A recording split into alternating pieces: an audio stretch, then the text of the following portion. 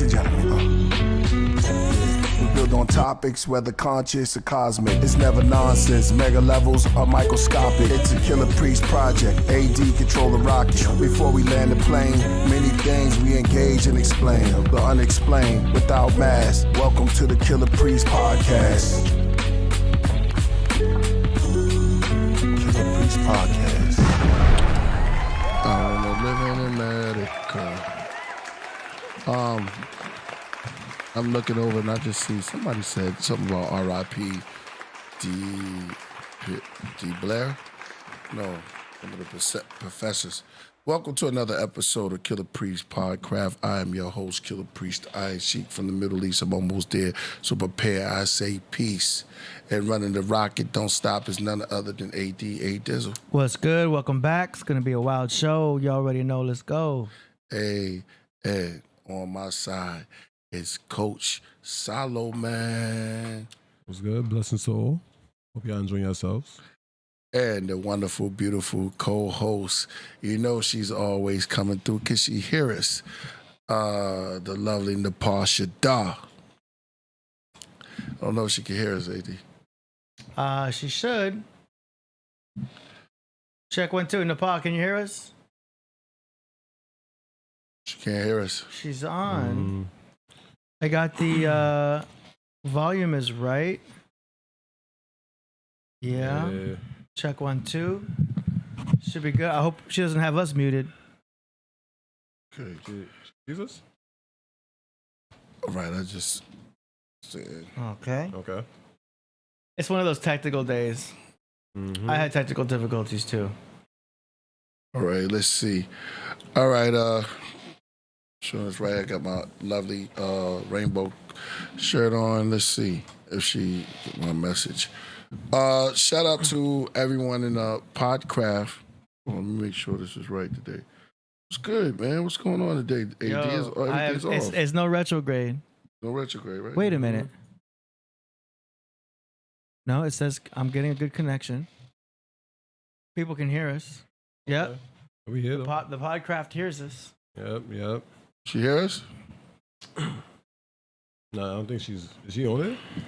We see her. I don't think she hears us. Nah. Yeah, peace to everybody. Hope y'all enjoying yourselves and yeah, we got audio coming in. Working. Podcraft hears us. We got Coverboy Does she see us? She sees us. Yeah, she sees this. You see that? Now I can hear you. Hey. Okay. All right, now we are back. So we had a little technical difficulties, but we are back. I was introducing the lovely co-host Napah Shadah in the building. What's up, Napah? Peace to you, Priest and Coach Solomon, AD, and the Podcraft audience. Hey, yeah, we're here now. How long could you guys hear me? We didn't hear you at once. We saw you there. I thought it was my fault. I was for sure thinking that, I messed something up. So I was like looking all around. Sorry, AD. I thought it was me because it usually is me. No, it was me. I was looking over these court documents. Gosh, I was angry. Oh, damn. Oh, man. I know I it's was crazy. using some choice expletives, so I was hoping y'all didn't hear me, but I'm ready for it today. Okay. Shout out to the craft room, and I want y'all to grab your tea or your coffee. Let me put this down because it's starting up. Hold on, let me see. Let's get Everybody likes to call you in the middle of the podcast. Yeah, it's like, all right, let me get this together. No, I gotta know that she's busy. Grab your tea or your coffee. Grab your drinks. If it's a strong drink or, a little wine, you winding down on the evening, and pour it into your cup or your bowl. A choice. I choose porcelain. And today we're going to have some oolong tea from the great Dave Flores. He gave us this one, and the brand is right here to let y'all know. This is oolong tea. It's straight oolong, nothing else to it. TAC. So this is a good tea right here. Nice. Okay. Okay. I'm drinking my spirulina and moringa. And, you're getting fancy on this. Okay. Bougie to do. Okay. No bombs? Sounds nice. I need my bombs together. Yeah. I need it after last night. Mm. If you didn't know, we been going over to Napah's channel. Been very good, very interesting. I'm gonna tell the craft room y'all need to come over there. We had some people come over there, and we just wind down. You know what I mean? We just kick back, AD, and we just have a nice build. Last time we built on there, we was building on Esther. Asterisk was building on those good things over there. And the part, and then we had a toast, you know what I mean? So a little bit of cheese and drink, if you will. Oh, I love cheese. It was very good, you know. It was like fulfilling, and wine, and we wind down, and we drank, and we danced, and we enjoyed ourselves at the bar. That was very good, though. It was very good. Y'all can catch me. Somebody was over there, Napah, and they were saying that they were saying it was starting already. They were saying that they like to see me in that element because I was actually cool. Everything was cool afterwards. And y'all gonna see more of that. Don't forget to join the Patreon, please. I'm dropping. I'm going all out. All out. We just dropped a new Patreon, right? Every Sunday. Every Sunday we're dropping a new Patreon. So I thought it's every month.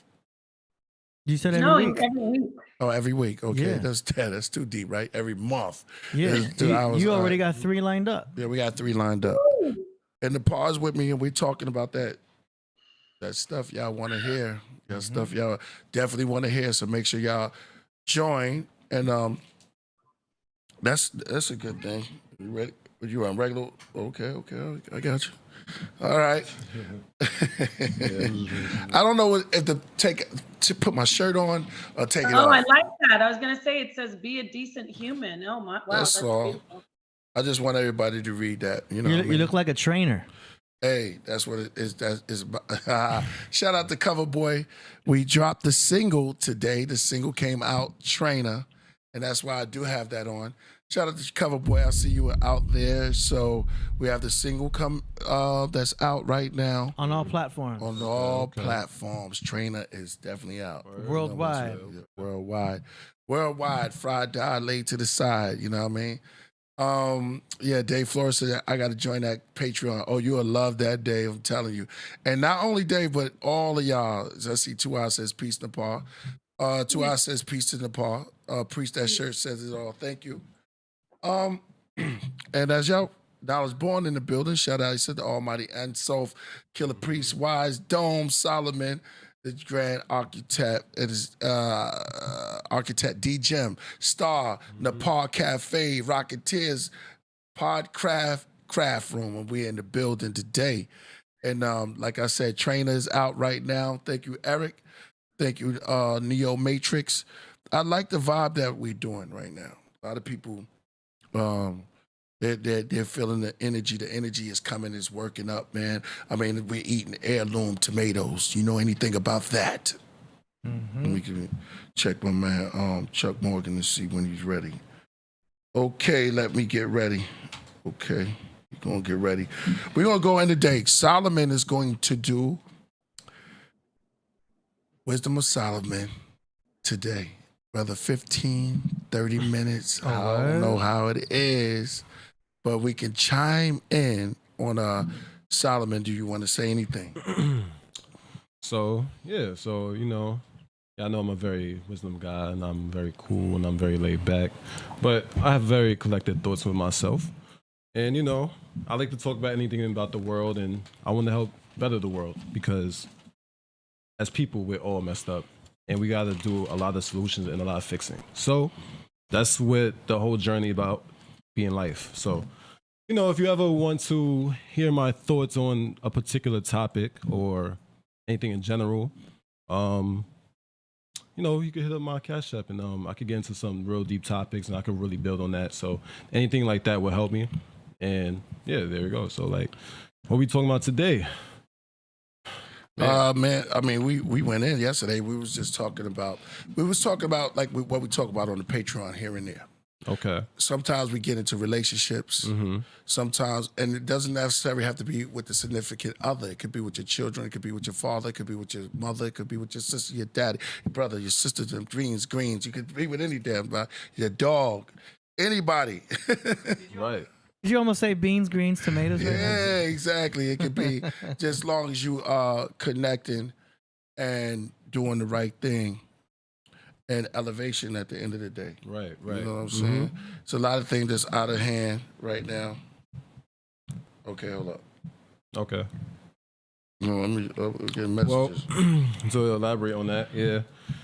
So a lot of problems in relationships today, and we need to help fix those relationships, but we got to be better within people in general. So, you know, like I say, there's a lot of disorders, and nowadays, and you know, with relationships, a lot of what we were saying yesterday, we were saying like a lot of women take no accountability for their actions in men. And it's sad that we do that because we should do a lot better in relationships in general. You know what I mean? We should be able to communicate on a safe and responsible level. You know what I mean? So we have to be better as people. Right. So, Yeah. with that being said, I mean, anybody got any thoughts Yeah, on I that? got some. I mean, I hear that all the time. You know, working at the club, there's a lot of people, or, you know, not just the girls, but there's people who work at the club that have been through a lot. You know what I'm saying? So I hear everything. That's how I kind of learned some of the astrology. You know what I'm saying? So Right. a lot of times these girls are worried about what their guys are doing, what's going to happen, and they're kind of sitting in reaction mode, you know? Right. And I told them, you're in reaction mode. You're playing defense with the world. Okay. Do you know what I mean? So from like a football thing, it's like I tell them you gotta play offense with your life Yeah. and focus on you pushing forward. Focus on what you got to improve. You want to be a better version of yourself today than you were yesterday. That's a So fact. that's playing offense. Yeah. You know what I mean? So when I use that analogy, they get it quickly because it's like, oh, that makes sense. Because when you're playing defense in life, you're reacting to things. You're sad about things. You're focused on the emotions of what happened, and you're living in the past. You're living on, oh, this happened yesterday. This happened last week. Okay, that sucks, but what's gonna happen tomorrow? You know what I mean? Right. So when I use that analogy of like focus on playing offense, you overlook the past, you overlook things, and you're like, all right, yes, that sucked. Yes, we got that tackle, but let's focus on this next move. Let's focus on this playing this offense.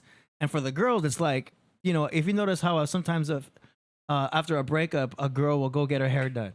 Right. She'll immediately go get a new person. She'll do something to like Yep. shift the energy, and that helps them a lot. So I see, 'cause like I said, everything is patterns at work. So I see these girls come in, brand new hair, all new nails. I'm like, you just broke up with your dude, didn't you? She's like, yep, it's a brand new me. And I'm like, good for you, girl. And it's a lot of positive energy when I see them shift gears like that. And it's like, she's playing offense. Yeah, and you know it's crazy. The truth about that is the fact that because most women can't handle trauma, they have to. They don't fix their problems in terms of they don't know how to go through their problems, and that causes issues in the relationship, right? So that's why they lack accountability for themselves because they know they're not treating the good guy right. The guy is treating her well, right? And it's that foundation of lack of a father figure or a strong father figure that they need in their household, and that trauma really builds on them. You know what I mean?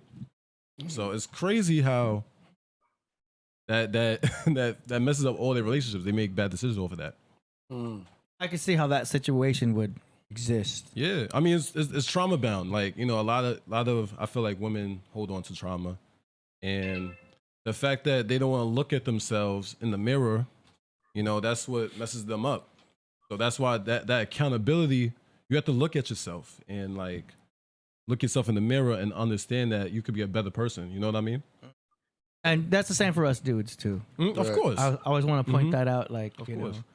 know, I mean, all of us dudes can improve every single day too. And We yeah, got to play offense. we got to become, you know, we got to become stronger men, and that's the situation. You know, like we got to become better as ourselves, and it sucks that it's like that. Relationships need to be better, in my opinion, in general. Like just not just romantic, but platonic and family, and that's the main point.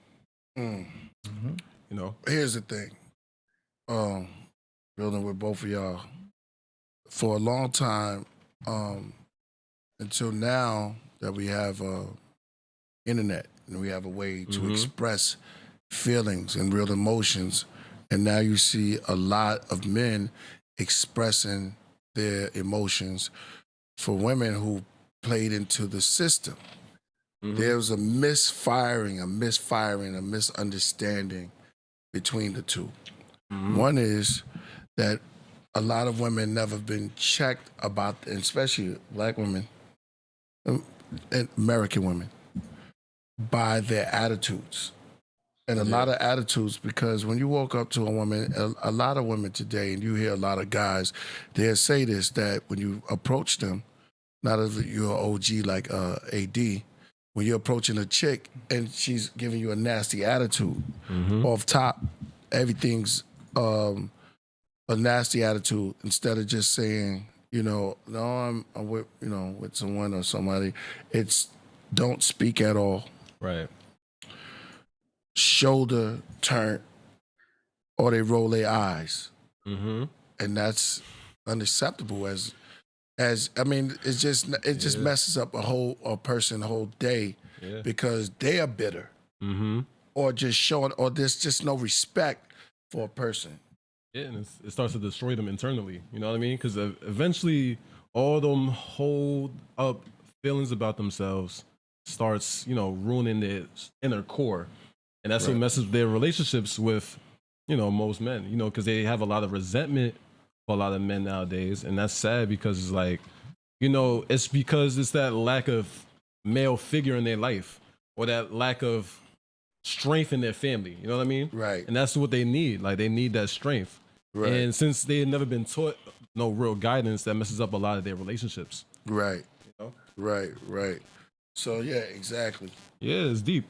But the connection of people just in general, of unity, we have to get back to that, because a lot of people bought, and you hear it around, a lot of people bought into the ways of the government, which is to break up the families, make everything toxic.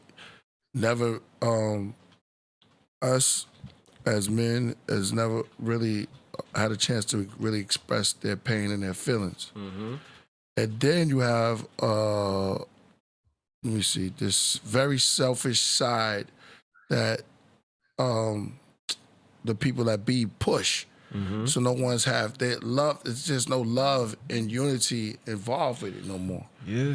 It's hard to, just get a good dialogue, a good conversation, unless you got that type of G. You know what I'm saying? And when you got that type of G, the responding back, it's always a doggy. A person is trying to get one up on the other person. So yeah, it's deep. Like I always say that you need that core and strength in your family to even have that knowledge. You know what I mean? Like, to have that recognition, because society nowadays it's all messed up, and we need a unison of family to really appreciate ourselves and actually like become better as people and as one, Right.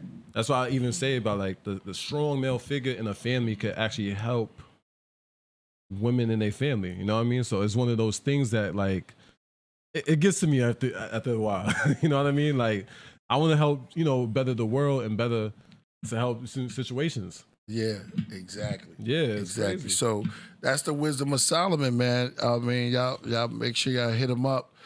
And shout out to Voltage. I see you in the building. Big Voltage in the building. Yeah. Exactly. We building. No, but that's very good that we can sit down and rap a taste about things of this nature. I mean, it's conversations that it's hard, but it needs to be talked about, because sometimes we want to hide the truth because we want to go around things, right? We got to go right through it, because if you don't go right through it, you're not going to ever get to the right answer. You're going to just keep falling into the ditch or the wall, whatever you want to keep saying. It's the truth. Because there's always it's that accountability side of us in general. We have to take it. We have to take it, because that's how you end trauma. Well, a lot of women don't take accountability. There's only a few and rare. It's very rare. And we salute the ones that do. You know what I'm saying? Because that's way. when you take accountability and responsibility, you could become. How could you not become better when you take accountability of things that you do, wrongs that you do? That's how you correct things. That's true. See, we understand this as a people, that we have to take accountability. No one's perfect. But if you never judge it, if you never look into yourself and you never practice, you never go to the gym, how you're going to be overweight? You're going to be out of sync. You're not going to work on yourself. And that's what we're here to do, to improve ourselves from the generations that came from the past. We get better, not worse. And that's facts. You need to fix your cracks. And that's all it is. You know what I mean? It's all about fixing your cracks. People know if you're overweight, you know you're overweight, right? You know that. Like, you need to hit the gym. Yeah. And that's okay. Like, once you know that, and have a better diet and eat right. That's all the stuff that you need to do within yourself. Yeah, we don't call it fluffy. Yeah. Fluffy. You paint up the words and paint up certain things on there. Let us know how y'all feel, man. Make sure y'all hit that like. Tell them that, hit that like. Tell them we over here. Hit that subscribe. Come to the channel. We have the Wisdom of Solomon. He's going to give y'all either 15 minutes or 30 minutes of how you feel. You know what I'm saying? We're going to build up, and we build up and have that interaction until my man Chuck get ready to come on. He's ready? Okay. He's not ready yet, but he needs 5 more minutes. Okay. Well, I'm just going to end it on this note. You know, like, I'm going to say this. I just want everybody to look at themselves in the mirror and help themselves and just heal from your wounds, you know what I mean? And that's ultimately what this whole segment's about. The Wisdom of Solomon is just to get you to reflect and think about stuff and like really focus on yourself and go deep, not wide. Yeah, as somebody said, right now we having the accountability, and I like them, they're playing on the words. Accountability or the responsibility. You have to have the T in there, whatever you're doing. You know what I'm saying? So we just vibing on just T things, man. It's so many, and that's very important because everybody's. I mean, let's face it. A lot of relationships are off the hook.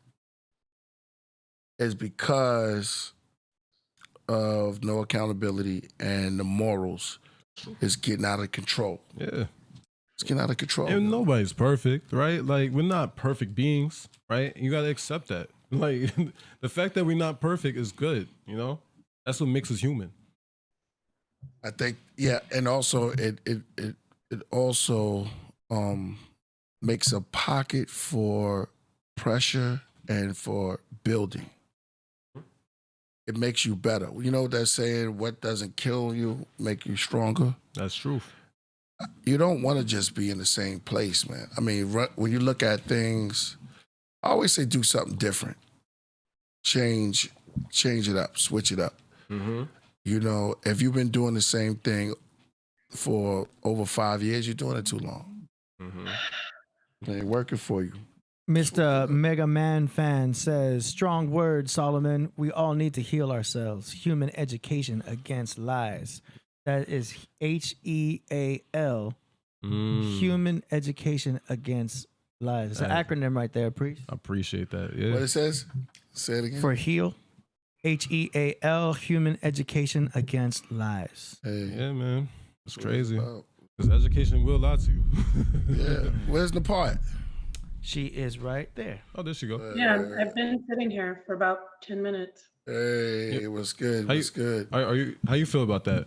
What I said? I feel, you're very wise for your age. I agree with everything you're saying. I appreciate your knowledge, and I think it's great that someone so young has this much knowledge. You know, at your age, you're doing awesome. Yeah. I think more young men should listen to you, and I think you're doing great. As far as the women, there's nothing else to say. It's good to hear from men about it, but I agree. Yeah, I mean, instead, I respect those kind of words. Definitely I'm just trying to help from my perspective. I don't know everything, but No, but you know a lot, and it's really refreshing to hear a young man talk this way. There are men who are in their 50s who don't even get what you get. I So mean, that's thank truth.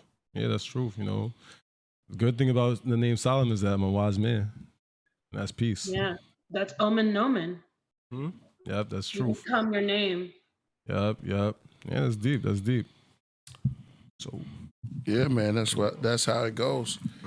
Hey, if you're not, like we always said, if you're not having a good time, you're wasting your time, and it is always good to put something forth, to add to society. Our evolution and is sometimes taking it back to good old fashioned building. And how can we do that if we not in sync? And a lot of times men and women are not in sync because they bought into the bull crap that they put out there, yo.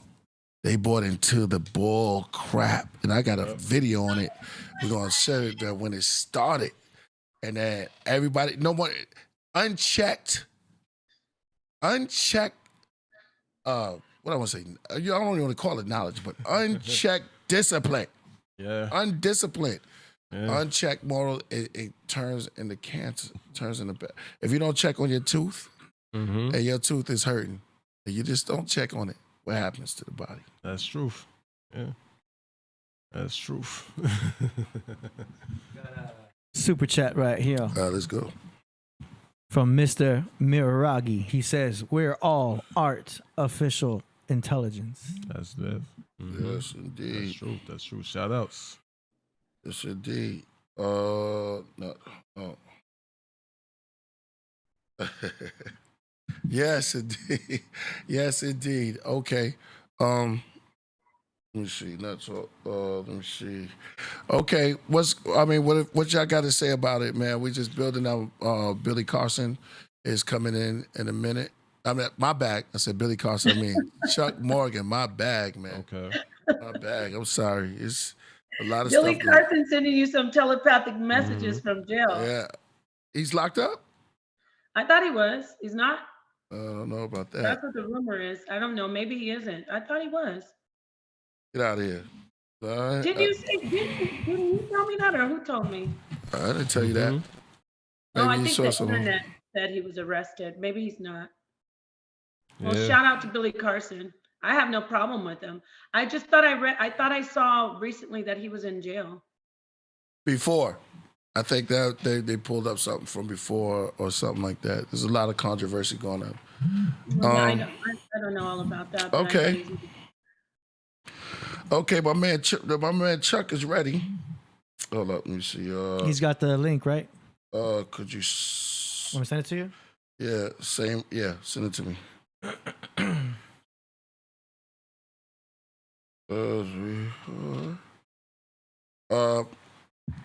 What's been going on with you, Nepal?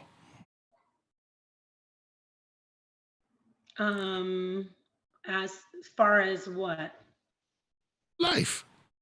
Life, everything's going on with me. Just growing, teaching, loving, learning. And I have been working on something new, though, that I want to bring out a lesson on time and existence. I'm starting to, especially since our friend, Esoteric Thoughts, recently transitioned. I used to talk about the afterlife with him a lot, and something came to me about just the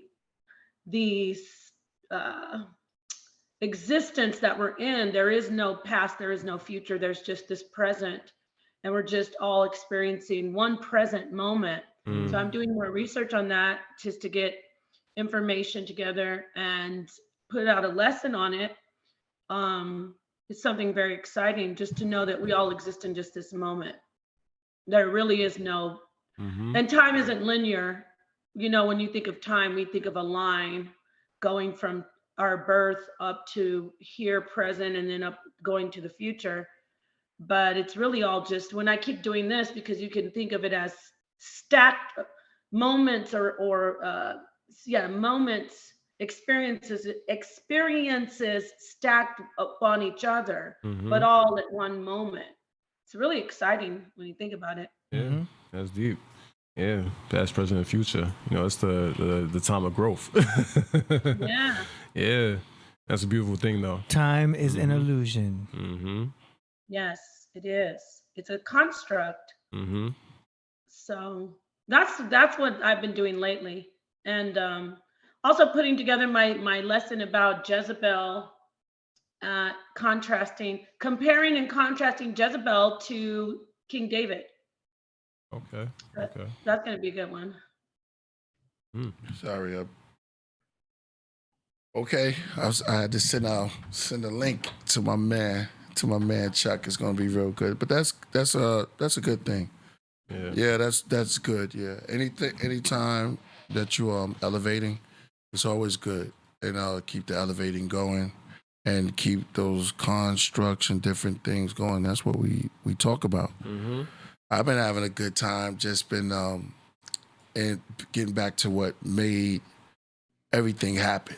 You know what I'm saying? Just pure music. Just getting to music. Yeah. Been doing everything. Me and AD, we finally finished the album. Working with you, working with Royal Priesthood. We had a good conversation with my man K.A.H, Capstone, and Lil Da Vinci got some stuff. Mm-hmm. Oh man. Yeah, you do. Oh man. Oh man. Yeah, shout out to him, man. Yo, Selena's, all my Leos, K9, Donnie Arcade, man, what we got coming is going to be incredible. And the part your singing is coming up to another level, man. You already could sing it. A lot of people don't even know her voice. Incredible singer. And we got a lot of stuff, and we're gonna give AD a shot. As AD said, man, send me the vocals. So I'm ready to mix and master, make it sound amazing. Absolutely. Yeah, we got cosmic, just great sounding things, and I think it's gonna be very good because we have the forest of wait till they come in. The forest will be here at the beginning of spring. Don't forget Totem. We have Totem together. TOTM. Yeah. Top of the morning. Yeah, exactly. So technically, we got the first day of spring today. Oh yeah, we've got that's true. Today. All right, well, May 1st, the album. Yeah, May 1st. May 1st, the album be out. Forest of Happy Ever After will be out. Yay. Which is 40 days and 40 nights from today. Yeah, 40 days. And 40 Ooh, nights. that's deep. Wow. Yeah, exactly. You said May 1st? Cool. May 1st. Oh, shout out to my sister. That's her birthday. Oh man. Oh, wow. Yeah, 18. That's when we officially feel like we're in spring. Do you know what I'm saying? Exactly. See, like deep. we technically started spring, but it doesn't feel like spring until 40 days and 40 nights. Exactly. See May how everything- 1st, May Day, then you feel spring. Exactly. Then we're officially in. Exactly. Yeah, that's true. All the fruits. Yo, Yeah, that's true. lock that in, May 1st, yo, so that, you see how everything Yeah. connect? When we are in the right zone, everything connects, man. Make sure my man,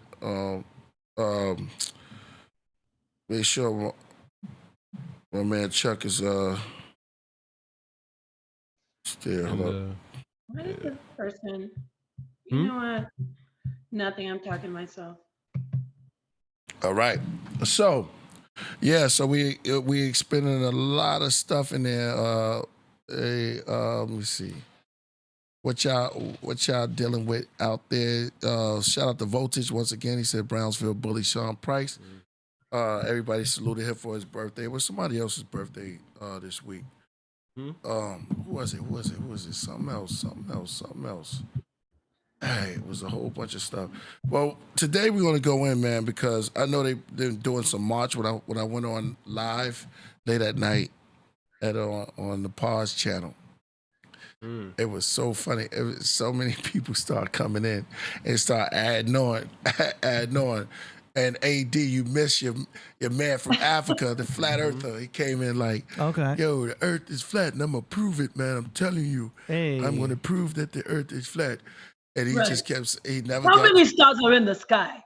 Yeah, exactly. And tell me why. Nice. Well, I would like to fly. I don't know. When he was in there, I was just like, yo, man. What was his name? What was his name? Greg? I don't remember, but he was a good brother, but he was asking silly questions like, do you know the stars shine, right? Yeah, he was taking too long. Wow. Oh, wait, so you allow guests on Zoom? Like outside guests, like unofficial, unplanned guests to just pop up on Zoom? Oh yeah, on StreamYard. Oh, okay. But they can do it on Zoom too. All you do is put the link in the chat, and if they hit it, they come in, and then you can have them join. I've always been hesitant to set that up here because like we never know who's gonna pop up. Yeah, you can't. AD, you have to make them turn their camera on if you ever do it, because they will come on and do. Yeah. Sometimes they porn bomb, and it's really weird. No, that's what I'm afraid of. You know what I mean? Because it's YouTube. That's a big deal. Yeah, that's wild. It's so delicate. Yes, that's crazy. And you can get your channel a strike from that. Yeah, of course. Yeah, because the world. Shit, we already got a warning from from that one guest we just had, David Icke. Yeah. Oh wow, you're lucky. It was just a warning. Yeah. Well, they start you off with a warning, and then they leave that warning up there for about like 6 Chuck months. Morgan is waiting. Yeah, he's right there. Oh yeah. But the thing is too, though, about that, if it's medical misinformation, sometimes they can take your whole channel down without a warning. Yeah, that's true. Yeah, it's crazy. True. Shout out to David Icke coming in here like a bull in a china shop, right? Yeah, like a whirlwind. Yeah. Like a whirlwind. He said everything. I'm not saying I'm not at that. That's poison too. Tell you one thing. That's poison. And then that's poison. Oh man. Now they banned him from America. It's like, yo, damn. Oh man. Yeah, that's crazy right there. Well, this is it. The moment y'all been waiting on. I know it's gonna be big, it's gonna be exciting, and it's gonna be real because we got something we gotta play. Hold on, because I promised the brother I will play this. Hold on. I sent it to let me see. Yeah, Okay, so this first off, I don't talk over everyone, Jimmy B. So stop trying to start crap before you get blocked. Okay. Let's contain our energy for the show. Yeah. It's about to brother. Hold on, let me put this to A Dizzle. That's a warning, just like YouTube does the warnings. Yeah, you see how I'm so glad, man, because most of our what's names, they abandoned most of the old I know what happened to all your moderators. Moderators, they abandoned mission. Wow. It bounced. They jump ship. Yeah, they jumped ship. We got voltage. Yeah, we got voltage. Shout out to voltage and everybody else, like, Buffalo. we got voltage. And there was no reason what you said? There was no reason for the bandit ship either. It's Fila B watching the show upside down. Hey. Oh, he's from Australia. Hey. Word. Oh, Shout okay. out, shout That's what he meant by that. Down under. Word. Jody's laughing her ass off. She got nothing but Oh, that's tears. Jody, the one who did the video. Shout out to Jody Southworth or whatever. Is that her last name? Shout out to Jody. Yeah, overkill. Come on in. We in the building. You see us having a good time. We have JJ Seventh. Get him the ball. Somebody said get him the ball. We have Two Eyes. He said yep. And I'm just doing light. Because here it is. Listen. I've walked inside of is Chuck just sitting there? Yeah, he's waiting for you. Oh, you waiting for me? Oh, okay. About to tell a story, but I walked inside a Whole Food. When I walk inside a Whole Food, I hold my nose up. Could I get that? And let me get that heirloom. No, for real. You got to go in there. You got to know what you want. Right. When you're going up. You blend in because everyone walks around with their nose up in Whole Foods. Thank you. Oh, come on. Make some noise. Shit, you're going to see me walking up around in there like, hey, I have to take it. where's the mineral water? Hey, they got that bougie. You got that bougie Whole Food walk. Yeah. Wait, That's why I don't like going there. I don't like how everybody thinks they're better than everyone. Wow, Court. This is wild court. Don't come over here talk about because you get farm raised. This is wild court. Yep. $25. And here's yours. $25 a Salmon. pound. Yeah, no, shaman. Yeah. But I haven't took you to Erewhon. Yo, You the key. Erewhon's the bougie of bougie. Come on. Yeah. You want to go into a real? They don't really push shopping carts. You're looked down upon. But like, Right. they're not even like have a they're beyond basket. bougie though. They're more spiritual around there. Yeah. They're like floating in Erewhon. Like, Yes. How about Herb Bar? that's expensivest. Yeah, but you gotta come on. You gotta sit down. There's always this old man at Erewhon too. Well, I ran a comment in there. He's like, "Yo, I know you know about this spot, man. This is the spot." And we sit. I was like, "Yeah," because in Erewhon, you might just get a role. You might just get not just a dinner role. You might just get an acting role. You know what I'm saying? You can just get up in there. That's how Erewhon get down. All right. So without further ado, is my man in the building. Yeah. We see him right there. Ladies and gentlemen, I sent you the joint too. With All right. I just sent it to your I sent it to your WhatsApp. And anytime you want me to play, I got it already queued up. Ladies and gentlemen, this brother right here there's no exception, no words for it. But I was building with this brother right here. It's so lovely to have someone conscious enough. Me, Napah, was on the phone with him. Okay. And we took it back. I was in the 80s, man. Like, we took it all the way back. We laughed and we saw things, but this is a real serious conversation we're going to have here because every time somebody pops up, you got to pop them down. You know what I mean? You got to balance out the scales. You have to get that right. Ladies and gentlemen, he's no stranger to the show. No stranger to the show. It's my man, your brother, the one and only Chuck Morgan. And greetings to all. Appreciate that. Peace, my brother. What's good? All right. Yes. It's showtime. It's showtime.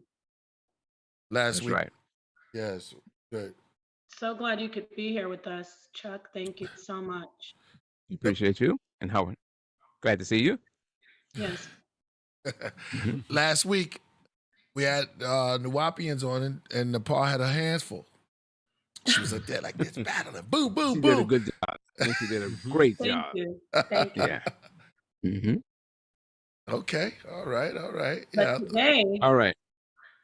Well, this is well, I wanted you to play the video that some may not have seen because these YouTube tours that are going on right now to gaslight the public, some individuals who may be in the audience may not have been aware of the guilty plea that Malachi York did in both the state and federal.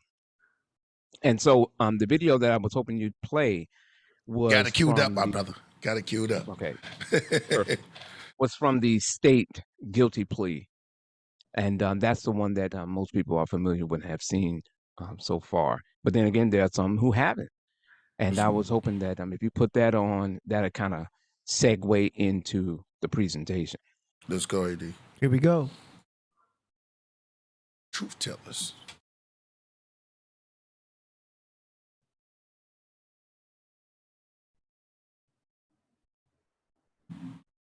Malachi York pleads guilty and accepts a jail sentence for the sexual abuse of children. He says he is not forced to plead guilty. January 3.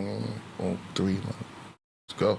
Mr. York, are you now under the influence of any alcohol, drugs, or narcotics? You understand you are charged with 40 counts of aggravated child molestation that you could receive a maximum sentence of 30 years in confinement for each count, that you're charged with 34 counts of child molestation, that you could receive a maximum sentence of 20 years in confinement for each count, that you're charged with 1 count of sexual exploitation of children, and you could receive a maximum sentence of 20 years in confinement, And you are charged with 2 counts of influencing witnesses, and you could receive a maximum sentence of 10 years in confinement for each count. And that you could receive a minimum sentence overall of 10 years on probation. I'm telling you the most and the least. You understand that? Actually, Your Honor, it was 10 years ago. Aggravated child molestation, and the minimum is 10 years.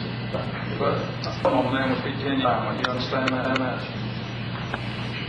You understand you have a right to an attorney, and in fact, your lawyer, Mr. Aurora, is here with you and representing you. Is that correct?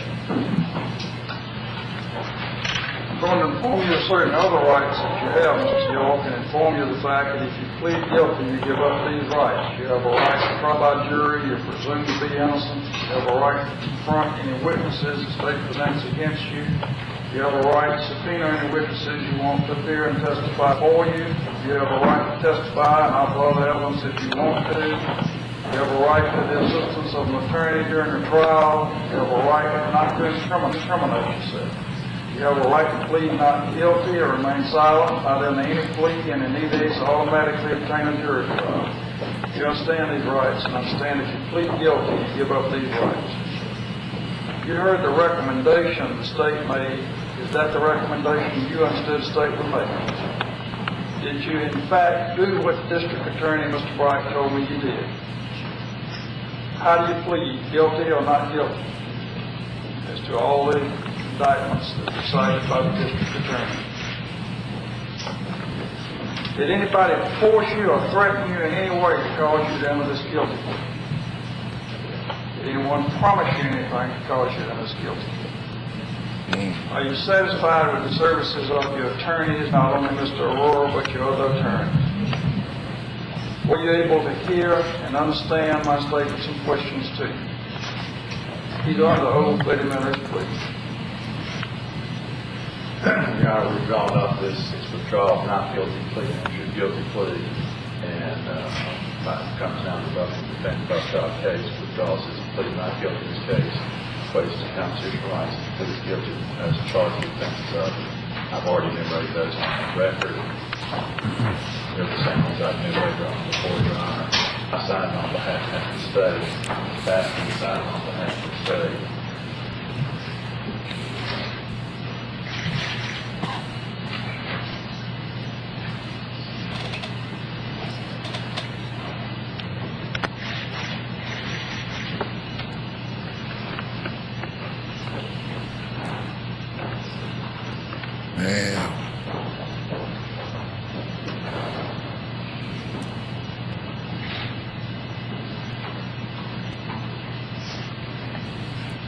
Clear?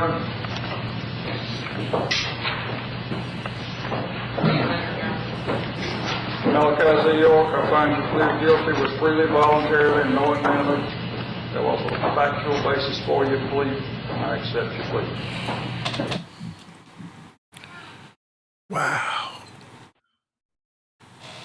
Okay, yeah, you can because the element just reads off the charges. Please plead guilty to. I have people in the audience in the chat room said they never seen it before. Is that right? Yeah. Hey, Flores, a couple more. Couple of people said. I have a short version of it on my YouTube channel as well. So that was good enough, I think, for us. Huh? Yeah, we're going to go through the actual guilty transcript, so I can show it to the public so they can go and they can see what was read, as well as how you see him bend over and he signed the guilty plea. Yeah. Yes. He removed his plea of innocent to guilty. Yeah. This is in the state, and that guilty plea is still on record. It's in what's called dead docket, meaning that it's there indefinitely. And say, just hypothetically, they say York were to become free today, he would immediately have to go and serve out his sentence for pleading guilty, because he never removed his guilty plea. He's never withdrawn that guilty plea. But we're going to get into that in greater detail tonight. Yes. Yes. Because his people who promote him, they tried to make us believe that he did have it removed, don't they? Yes, they do. That is Thank- part of the gaslighting process. Yeah. Mm. In fact, if you notice, and I did this again just for clarity last night. I've been up all night. I haven't had any sleep. Matter of fact, I Really? even took off to have to deal with this. If you had, even if you put earphones on, you can clearly, though it's in a low breath, he is articulating, he is speaking. Mm. When he's asked questions, he is responding. So any notions that he wasn't is deception. But we'll go through that in greater detail tonight. Mm. Okay. Mm. So before I share my screen, any preliminaries that we need to go over, am I heard well?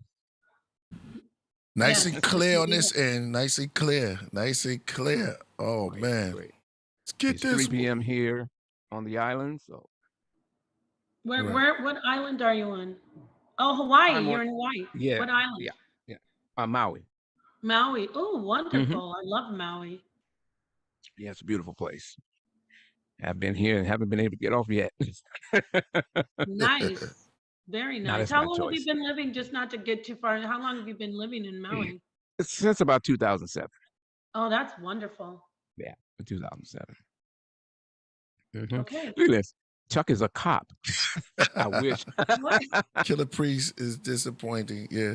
You know, a lot of people in there, they say a lot of things without, they just say things just to It's say. the ignorant. Yeah. You have to understand that the people who are either making these commentaries, they either are ignorant to the realities of what took place. They don't know, have never read the trial transcript, have never consulted, spoken with any one of the listed victims and survivors of York, and they're following, or they're falling victim to the propaganda that the Nuwaubian cult has put out over the years. So I don't lose sleep over the peanut gallery. Yeah. Like to have some decorum. Moderators, get on your job and make sure that. Well, yeah, I am persona non grata to the Nuwaubian. I am public enemy number one, second to Jacob York. Oh, let's go. And I love it. Yeah, let's go. Because I love collecting smoke. Right, so let's get it. And let's go. All right, so am I allowed to share my screen? Yes. Hey, that's the number one word that's said on this podcast. I love that. Allow me to please share my screen. All right, let's go here. Da Vinci. Cap Jones, newest member to the royal priesthood. Capstone. Cap Jones? Yeah, Cap Jones. Okay. Can anyone see this? You're not sharing yet. Oh, here. You know what? Let me unshare what I'm sharing. I forgot I was sharing too. Okay, and boom. All right. This quote is quite relevant under the circumstances. So, I do not live under your law. I am not a student enrolled under earth principles. I don't have the morals you have. Your ideas of morals is different. I come from a world where we don't have your laws, and the way we go about things is different. Malachi York, does God exist according to our time audio? That is relevant because in many of the instances, if we know the history of the York doctrine, he is a self-professed extraterrestrial from the planet Risk, the 8th planet in the 19th galaxy called Ilion. Right? So I just wanted to lay that as a foundation when we go through some of the discoveries that for those who don't know are going to have to embark upon. This presentation is in response to the false, misleading, and deliberate lies as taught by selected members of the leftover Nuwaubian cult. This presentation will undoubtedly and affirmatively offer full context and clarity via court documentation and witness statements, along with evidence reading via the trial transcripts, from Malachi York's 2004 trial to protect the privacy of the survivors of York, who testified of the horrible physical and mental trauma by York. These names are abbreviated or blacked out. So I had to kind of redact certain things because I did speak with a number of them, and they hoped that I wouldn't necessarily mention their names. And I'm going to, of course, abide by that. The information presented here tonight will be extremely graphic, sexual in nature, and inappropriate for children. I will address key talking points that were stated on this platform, as well as the other platforms that subsequent to this, where these false claims and overt exaggerations were made in an attempt, one, to gaslight the public on the facts of why York is in prison for 135 years, and two, reinterpreting the history of the cult under Malachi York. Now, before we begin, let's establish the facts regarding the South Beach trip. Let me move that. Okay.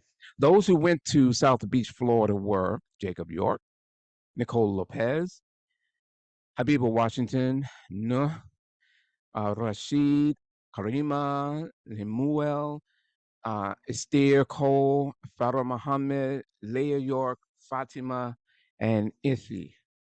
Now, the listed victims that never attended the South Beach, Florida trip and testified against York, corroborating the testimonies of Habiba Washington and Nicole Lopez were, as you see these initials up here, their words are going to come and ring out tonight.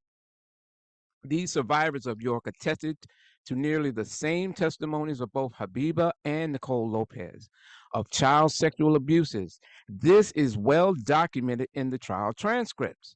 So even if we eliminate the testimonies of both Habiba and Nicole, there were so many other victims who told their stories at the trial that it would have resulted in the same outcome. There was even a victim and survivor, E.B., and she testified and lived in upstate New York and Georgia, and she witnessed the child molestations. The same events told by the others, she too witnessed it. She was 14 at the time, in the same age group with Habiba, Nicole, and the other listed victims in 1992 and 03. York sexually molested her, isolating her from her mother to the point where she was all alone. She testified to what she saw, what York did to her, what she saw York do to Habiba, Nicole, and the other girls, which corroborated the testimonies of so many other victims. Example, Trials Transcript, Volume 6. I may not have to read this whole thing, but I think it's going to be pretty, you'll get the point as we go along. But on January 12th, on that date of the trial, we have one of the statements which he said, where the prosecutor said, asked the question, how old were you the first time something physically happened with the defendant? I would have to say by the time I was at least 14. Let that sink in. And this is from that sealed transcript as it ends up in line 25. How old were you the first time something physically happened? And I had to block out one of the sisters' names. You see, I would have to say that time I was at least 14. What happened? I just recall me and the few other girls being outside his terrace, and we was engaging in conversations. Do you remember who the other girls were at the time? At the time, it was and Ada, which is Nicole Lopez, and I believe Habiba was there too. Was the defendant there? Yes. The public should know the raid was an execution search warrant. They preserved the crime scene for potential evidence. Up to 200 law enforcement officers were necessary because Tamaray was known to house up to 200 people, and the property was known to have armed guards.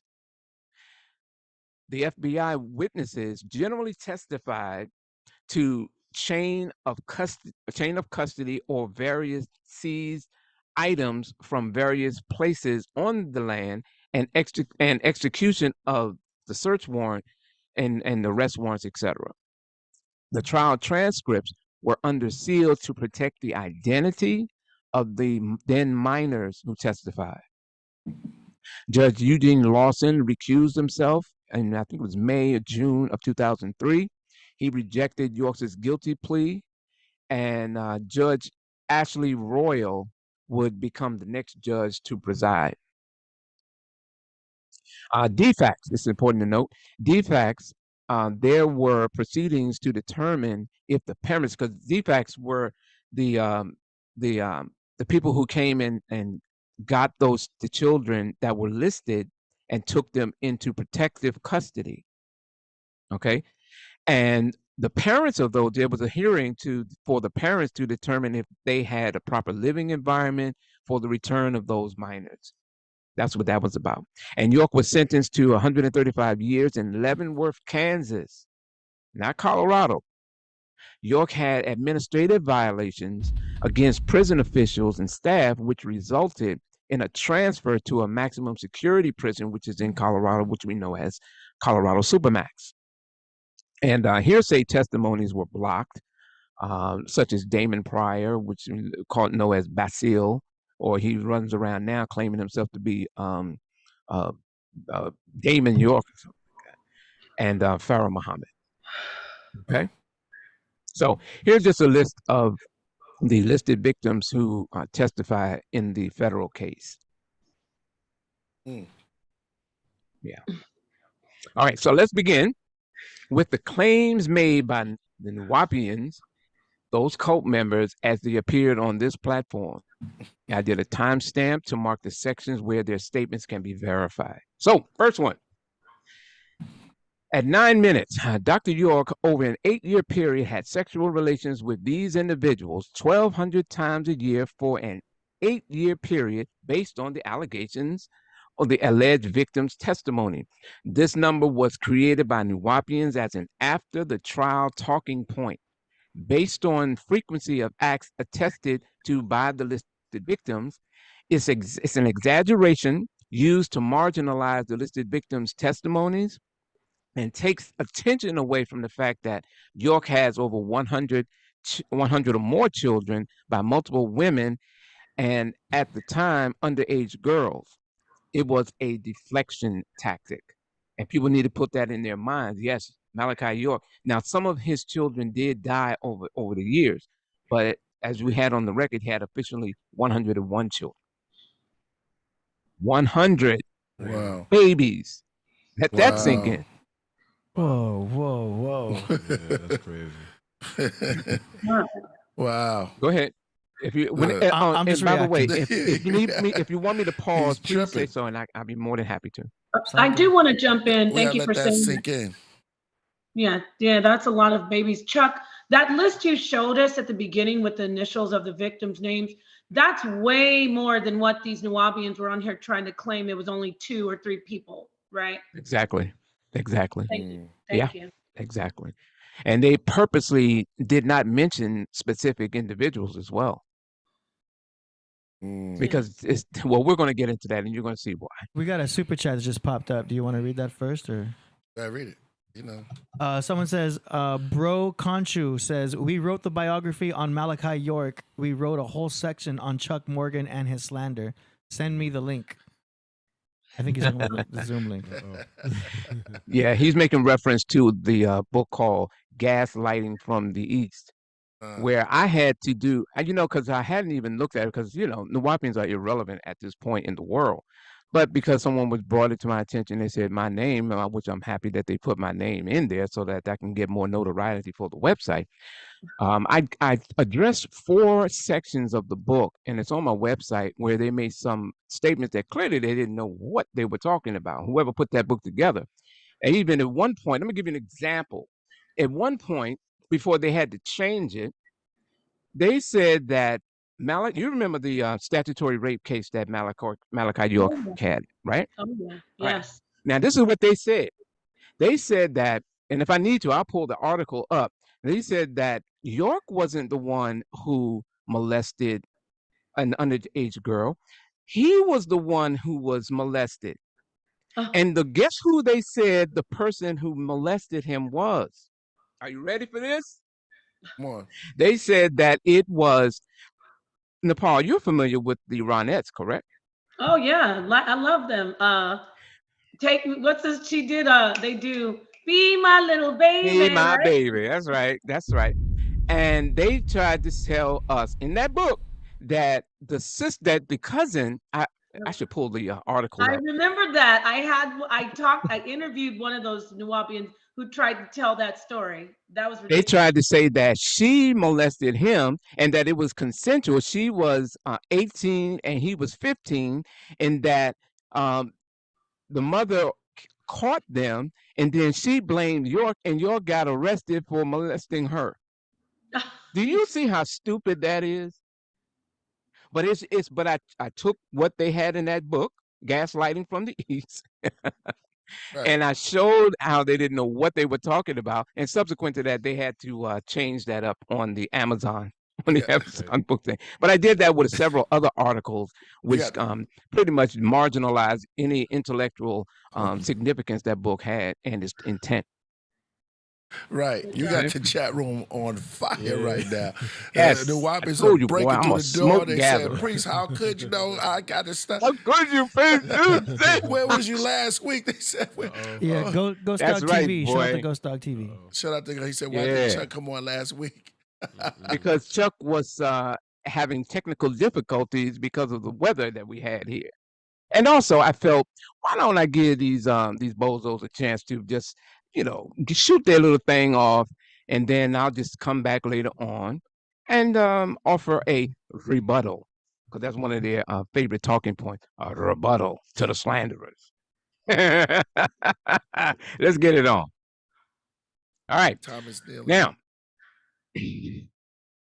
all right. So here we go.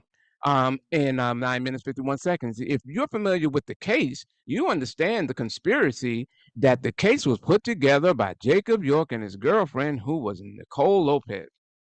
Anyone familiar with the magnitude of the case will know that Jacob and Nicole neither had the resources nor the power to put the state and federal case together.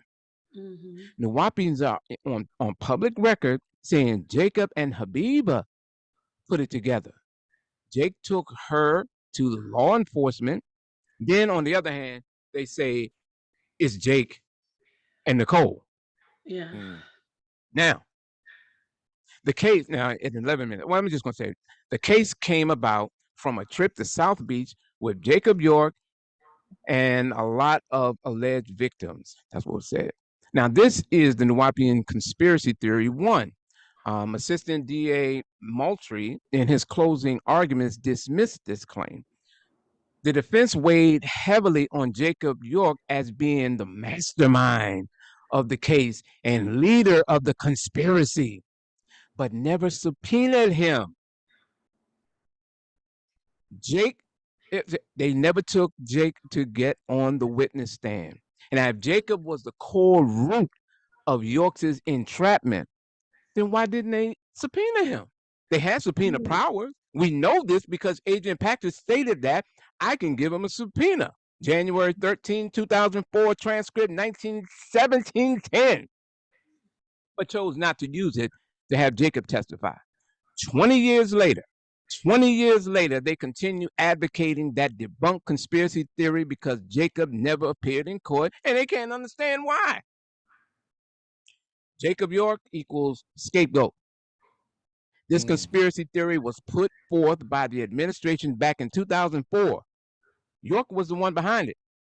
Malachi York, that is. It was made into a flyer and passed around and posted online. This became the general belief of Nuwapians and other clueless York supporters. Again, if you compare who went to South Beach versus the list of victims that didn't, it will eliminate any notions of a conspiracy, because so-and-so, so-and-sos, and so-and-sos didn't go to South Beach, yet they all testify of being sexually molested by Malachi York at his trial, in his face. There was no evidence. I'm sorry. There is no evidence. Hearsay. Nuwapians ignore the legal definition of hearsay, and they use the word as a synonym for any statement that is not in alignment with what they believe to be true about the case.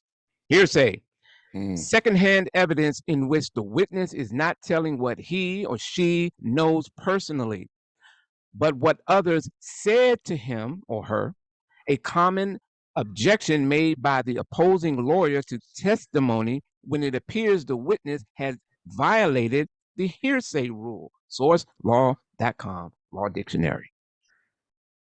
The victims of York testified to what they saw and what they did and what they experienced.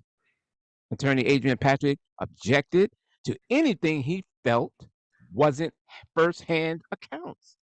So he knew the rules. He knew how to play the game. But when you're trying to rewrite history and protect the convicted, self-professed child molester, Malachi York, you're going to say these things to a public who may not be aware. See, whenever I stopped talking about the guy because in 2023, Malachi York is totally irrelevant. However, as a result, if you remember, they came on your show and said, now that the smoke is cleared, because we was out there.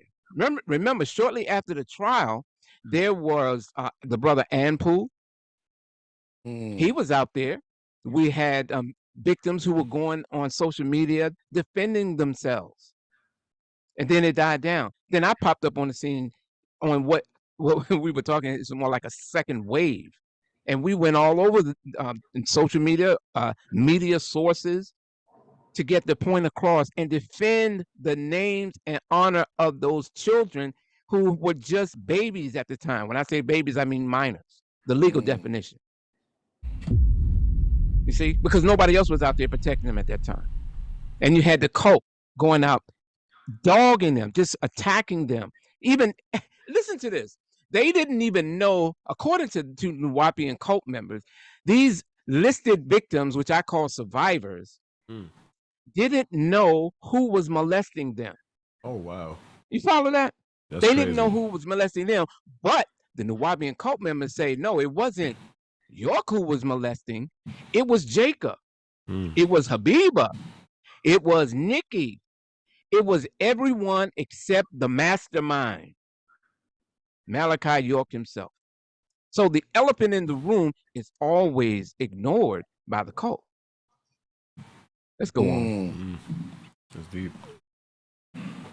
The conspiracy began with the local sheriff in Eatonton, Georgia. Here's conspiracy theory 2. As with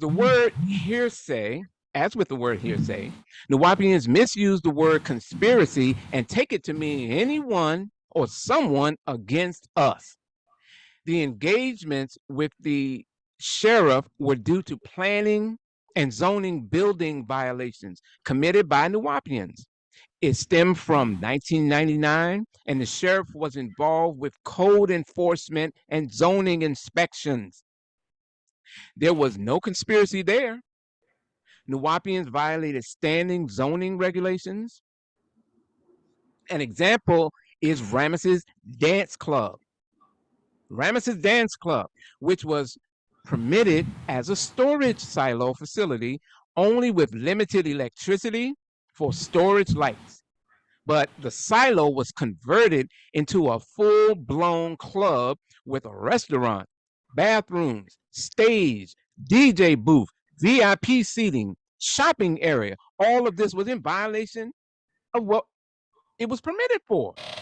And the locals got wing of it when the Nuwapian who spilled the beans, when he was interviewed, when they were talking about the cult, and he gave him a tour. And that's how they got out there with the information. Let's go on. This is Ramesses Dance Club. This is a silo. They even built the outside to be like that of the Ramesses temple in Egypt. That's wait a minute, that's a nightclub? That's a nightclub on the property that was converted. It was a silo. It was a storage locker.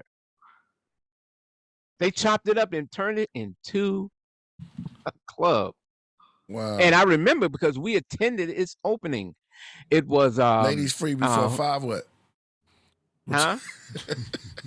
Ladies free before 5. I don't know. I don't know. As a matter of fact, you had who was performing there? You had Blue Magic. They performed. Delphonics was there because I remember we were sitting up at the table talking with the fellas. Joe Tex Jr. was there. Yeah, and it was a very lavish event. You know, they had the Halloween party there. Everybody dressed up in costume. Yeah, that's right. Fire. So that's the club. That's Club Ramesses. Ramesses Dance Club. Wow. All right, let's move on. The Nuwaubian cult member Nathaniel Washington, father of Habiba Washington, is one of the few who attest to the fact that Nuwaubians had zoning problems in upstate New York also. The same type of problems as they did in Georgia. At York's 2004 trial, he stated the following. Yeah, in fact, I'm not going to necessarily read the whole thing, but I just want to hit the main talking point. When they were talking about this, he says, this never happened. You know, we pretty much put in we were put in a stalemate because they told us that we could have an approval from the Board of Health in order for us to be able to put these houses on the land, right? At the same time, the Board of Health said that we cannot give you approval on that because you don't have enough houses on the land for us to come in and intervene, right? So we were stuck, not being able to go in either direction. So we said, well, you know, we'll seek out another area, you know, that we could move to and then go along with our prescribed plan. Okay. Yeah. And so if we get down to the main talking point here, broken down to less than amount that wanted to come and put it, okay, codes and things are being changed. All the things that were originally in the law that we are following all of a sudden now has changed, you know, right now.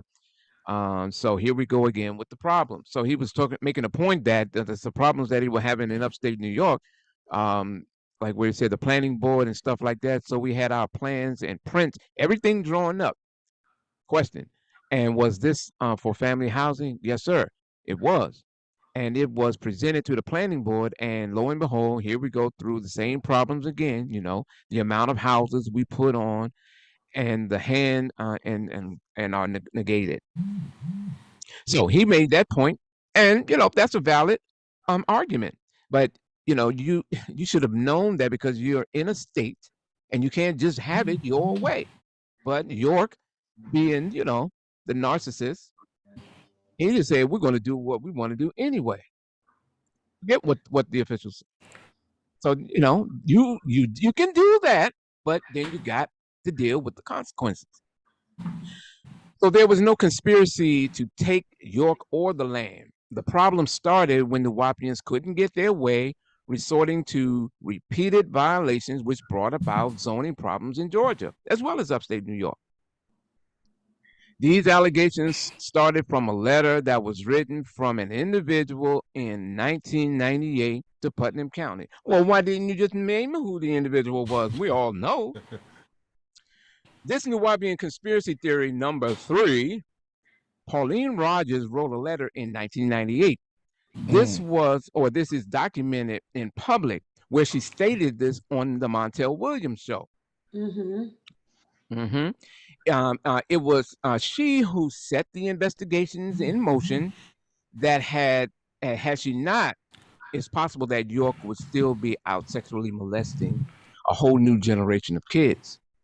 Although Miss Rogers didn't witness children being sexually abused, her observations of underage girls leaving York's residence at late hours in the night prompted her to act.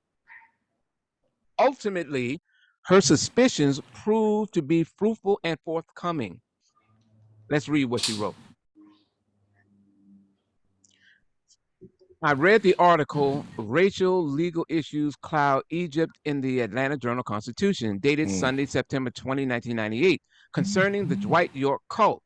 I am an ex-member who questioned the sick-minded and theocratic hold that Dwight has over the thoughts of his followers. Recently, Dwight has been becoming God himself to veteran members, subsequently exercising more divine rule to do whatever he wants to young girls below 16 years of age, young boys of the same age group, and a herd of concubines of a wide variety of ages that he stables on the property for free sex and labor.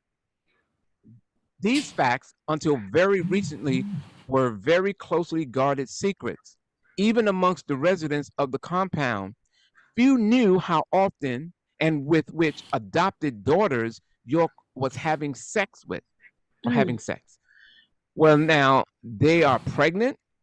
Some of the concubines are so young that his sexual perversions have surpassed even criminal, because they are loyal to him.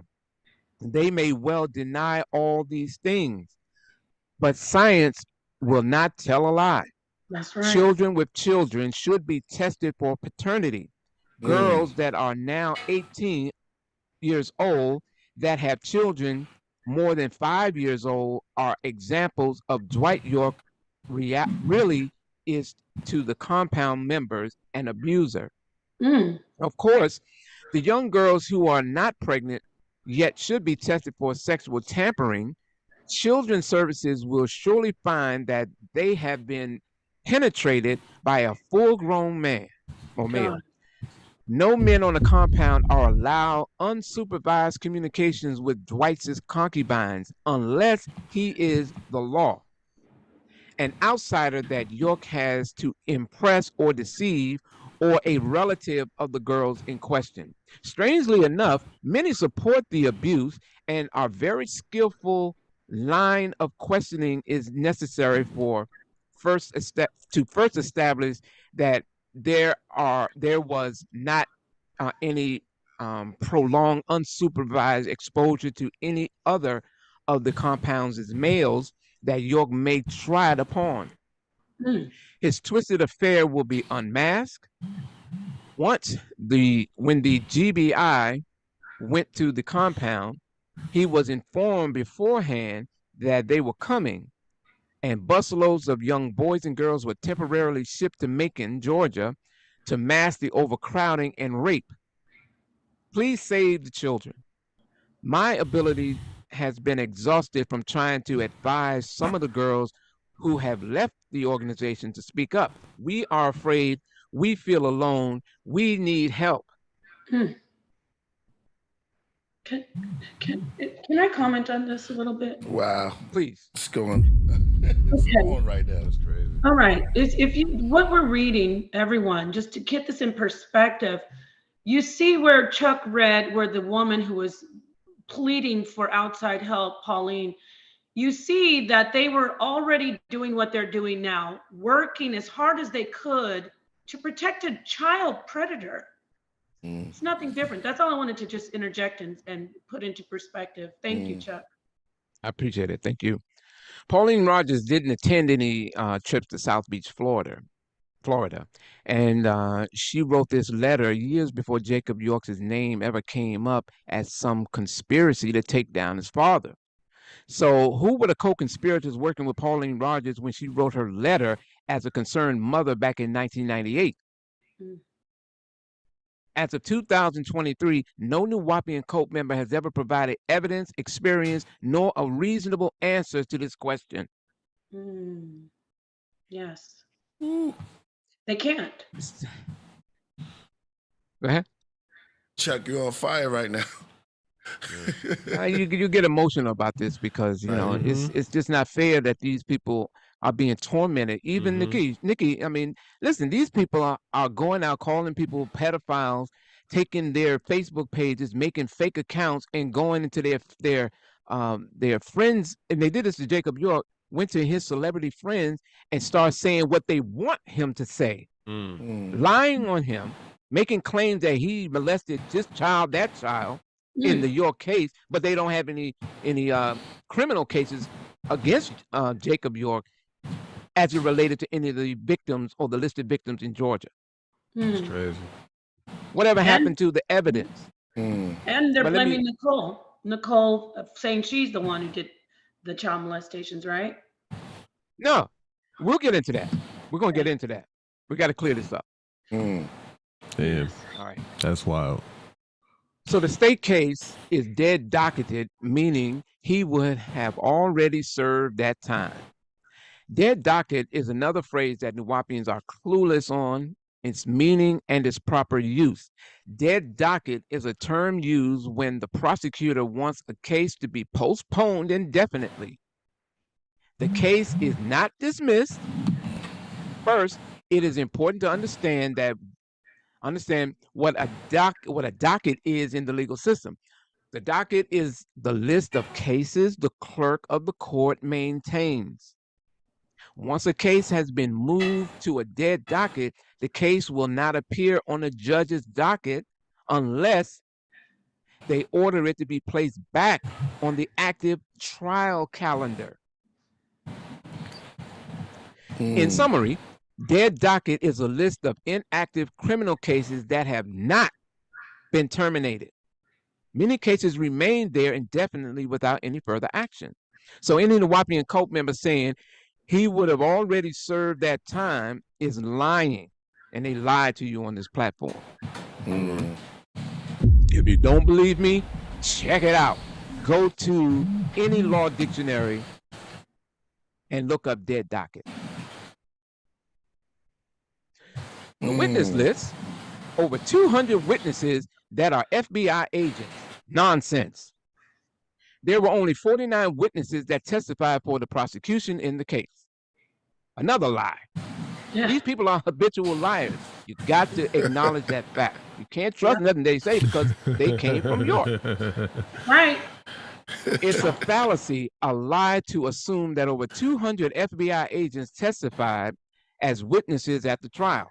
The FBI witnesses generally testified to chain of custody for various seized items from various places on the land and executed the search warrant and the arrest warrant.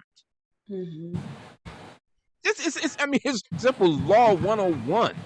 Right. But they're so preoccupied with trying to change your mind that they'll say anything because they're preying on the fact that the various hosts may not have some background information.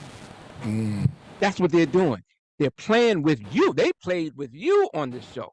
See, they can't get away with that with someone that may have the trial transcripts or is abreast of the proceedings of the court case. Likewise with the doctrine. If you're not fluent in the Nuwaubian doctrine, you can't trap them. That's true. But we'll go into that if necessary. Yeah.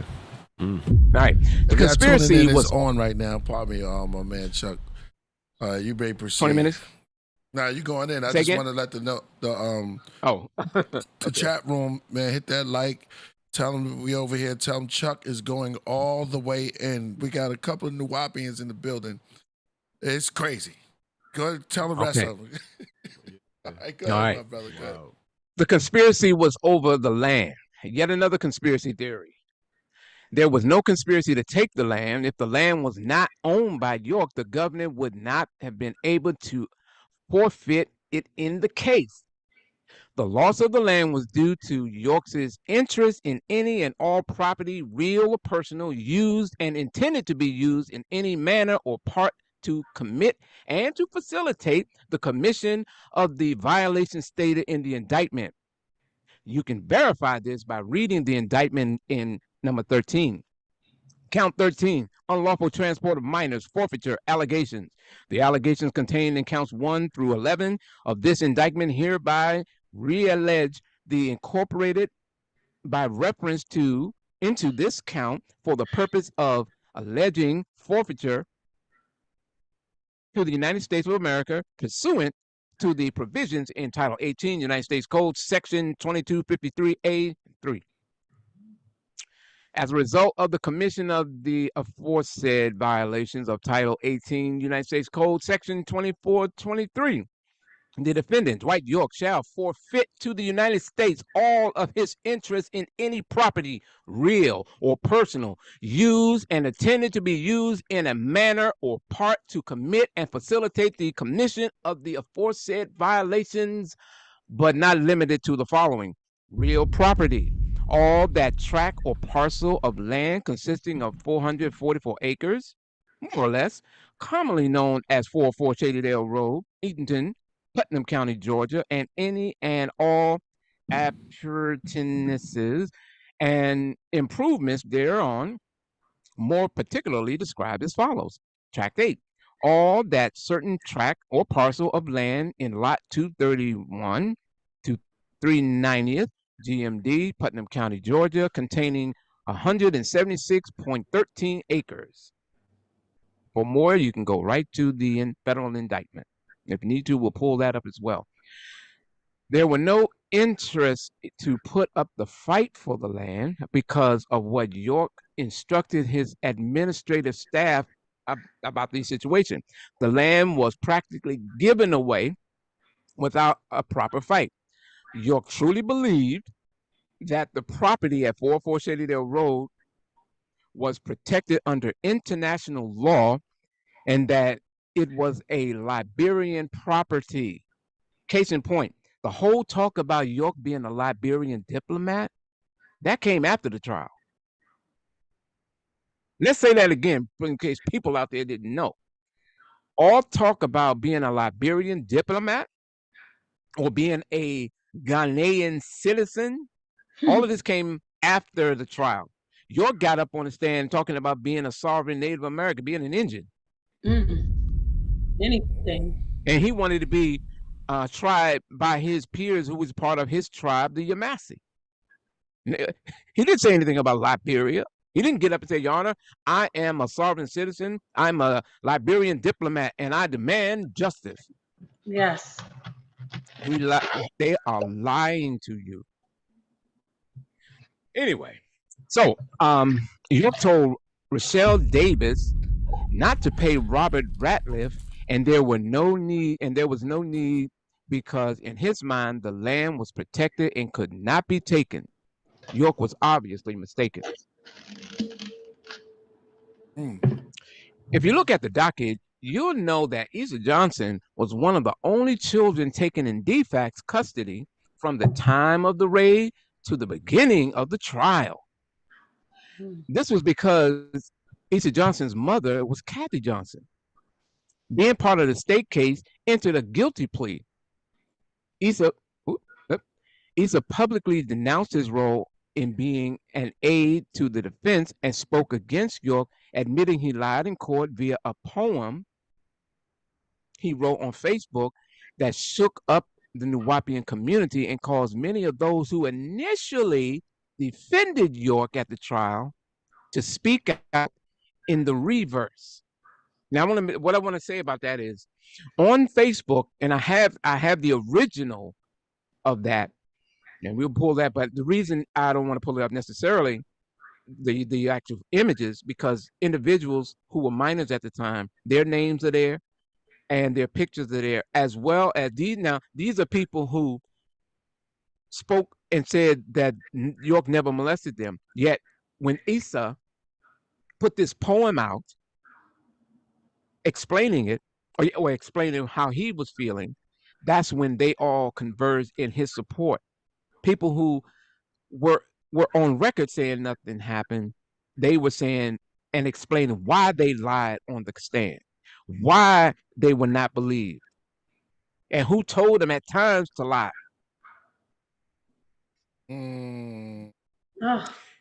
Tuesday, December 8th, 2009, 12 p.m., unapologetic for victimizing me. Just the mention of your name is like a dagger through my chest. Just like a dagger through my chest.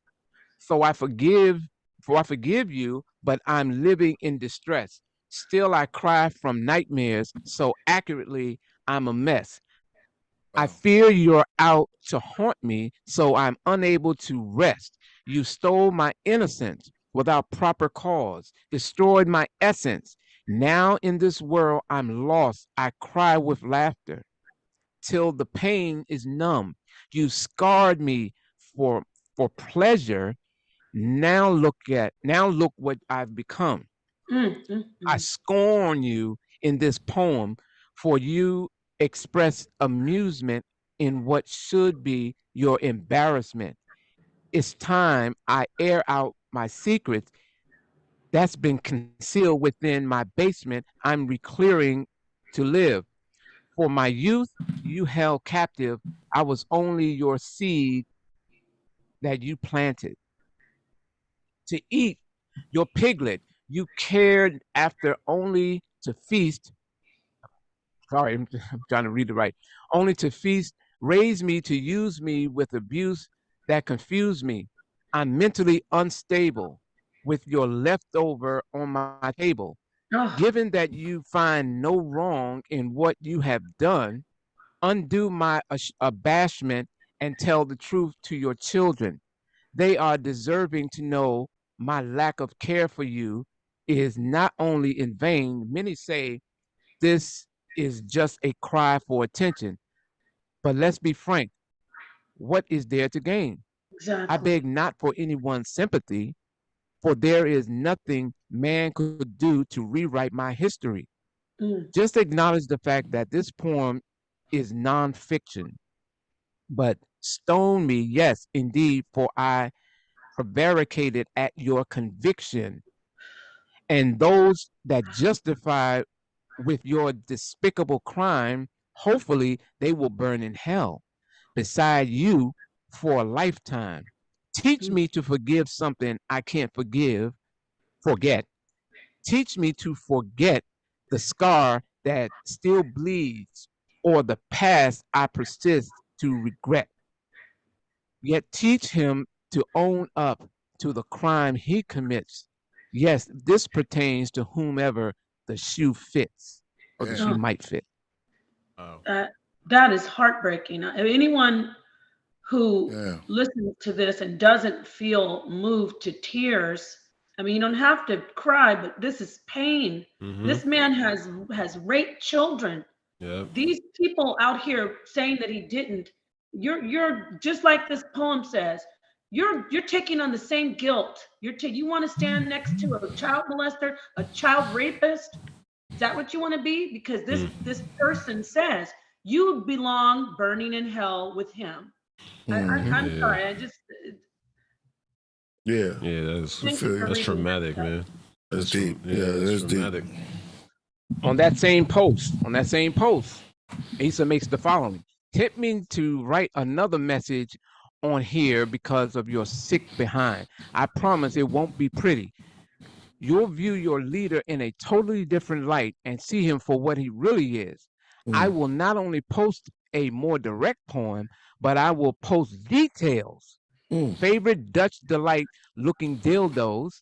Oh my God. The positions, smells, sounds, insecure whispers, places, times of days, orgies with just boys, rarely with girls. Need I say more? There is no right in seeking pleasure in a child. None. Nope. And if you feel it's right from the looks of things you do, you need to be locked up anywhere, anyway, where child molestation is not tolerated. That's right. Hopefully, when you get there, they molest and rape you for the rest of your days, allowing you to feel the pain from penetrations, the sore jaw and mouth from sucking dick, and confused thoughts from being touched by someone who you knew to be or claimed to be a father. You're sick, and all of you who justify with him need some help. Yes. I don't care what you are to him. Wrong is wrong. It's just getting me upset talking and thinking about this. You know what? You're not even worth this long message or my time. You're not even worth a drop of my spit after being stranded in a desert for a year. The only thing I have left to say to you, I pray no man molest, rape, or touch your daughter and son in an inappropriate manner. Oh, I doubt you would even care. You might justify with that as well, huh? Well, you may justify it as well as that, huh? Or maybe you would because if you don't mind, if I quote myself, the pain of a stranger is never felt until it hits home. Sam Johnson. That's real. That is What was his know, name? What was his name? Lisa Johnson. That's crazy, man. Well, my heart goes out to Lisa. For the record, this is the son of Malachi York's co-conspirator, Kathy Johnson. Oh my God. Who pled guilty, who in her book, the main wife apologizes for the crime she committed against those children. She participated. I even interviewed her on for my website. She participated in numerous sex acts with York. Oh my God. I even asked her. Did you know he was molesting your son? Damn. And she said no. She didn't know. That's crazy, man. But she did participate in sex acts with York and another boy. That's Actually, crazy. a couple of boys. And that is in the transcripts as well. Excuse me, I don't mean to interrupt you. She knew. I mean, you're helping him rape little boys and you didn't know he's raping your little boy? Yeah. Damn. I'm gonna say this. No strong leader rapes kids. That's the facts. You know, like that's you see the traumatic in people in general, and for people to say it out loud there's truth to that. Yeah. You know what I mean? Yes. Yeah. Yeah. That's Keep in mind. Please keep in mind the conspiracy and the false narrative they're trying to construct today in 2023. Keep in mind, there were people who testified to what took place to them that did not attend any conspiratorial event in South Beach, Florida. As a matter of fact, it didn't happen. Any period. That's the point. Even the people who were there came out. Matter of fact, when I was on Sarnetta's show, I had Jacob York and I had his sister, Leah York, and I asked her about that video she did, where she said that it was a conspiracy, and she said I lied about that. We were told and we were asked to do that video because they said it would help my father. Damn. Damon Pryor is one of the main conspirators who set up a lot of these children, having them sign fake affidavits that were never submitted in court to put it online to impugn the integrity of these listed victims. Now he's out there being accused of child molestation. Let's go on. If you look at the docket in Dr. York's case, are we still signed? Okay. If you look at the docket in Dr. York's case, actually the court ruled that he was within legal bounds, that the relationship, because one, her father gave her to him as legal consent, and she was of the age legal consent. Now, they should have cited or shown where the courts made that ruling. If you've read the trial sealed transcripts in full, you would see that there was no such ruling by the courts, indicating that York was within his legal bounds.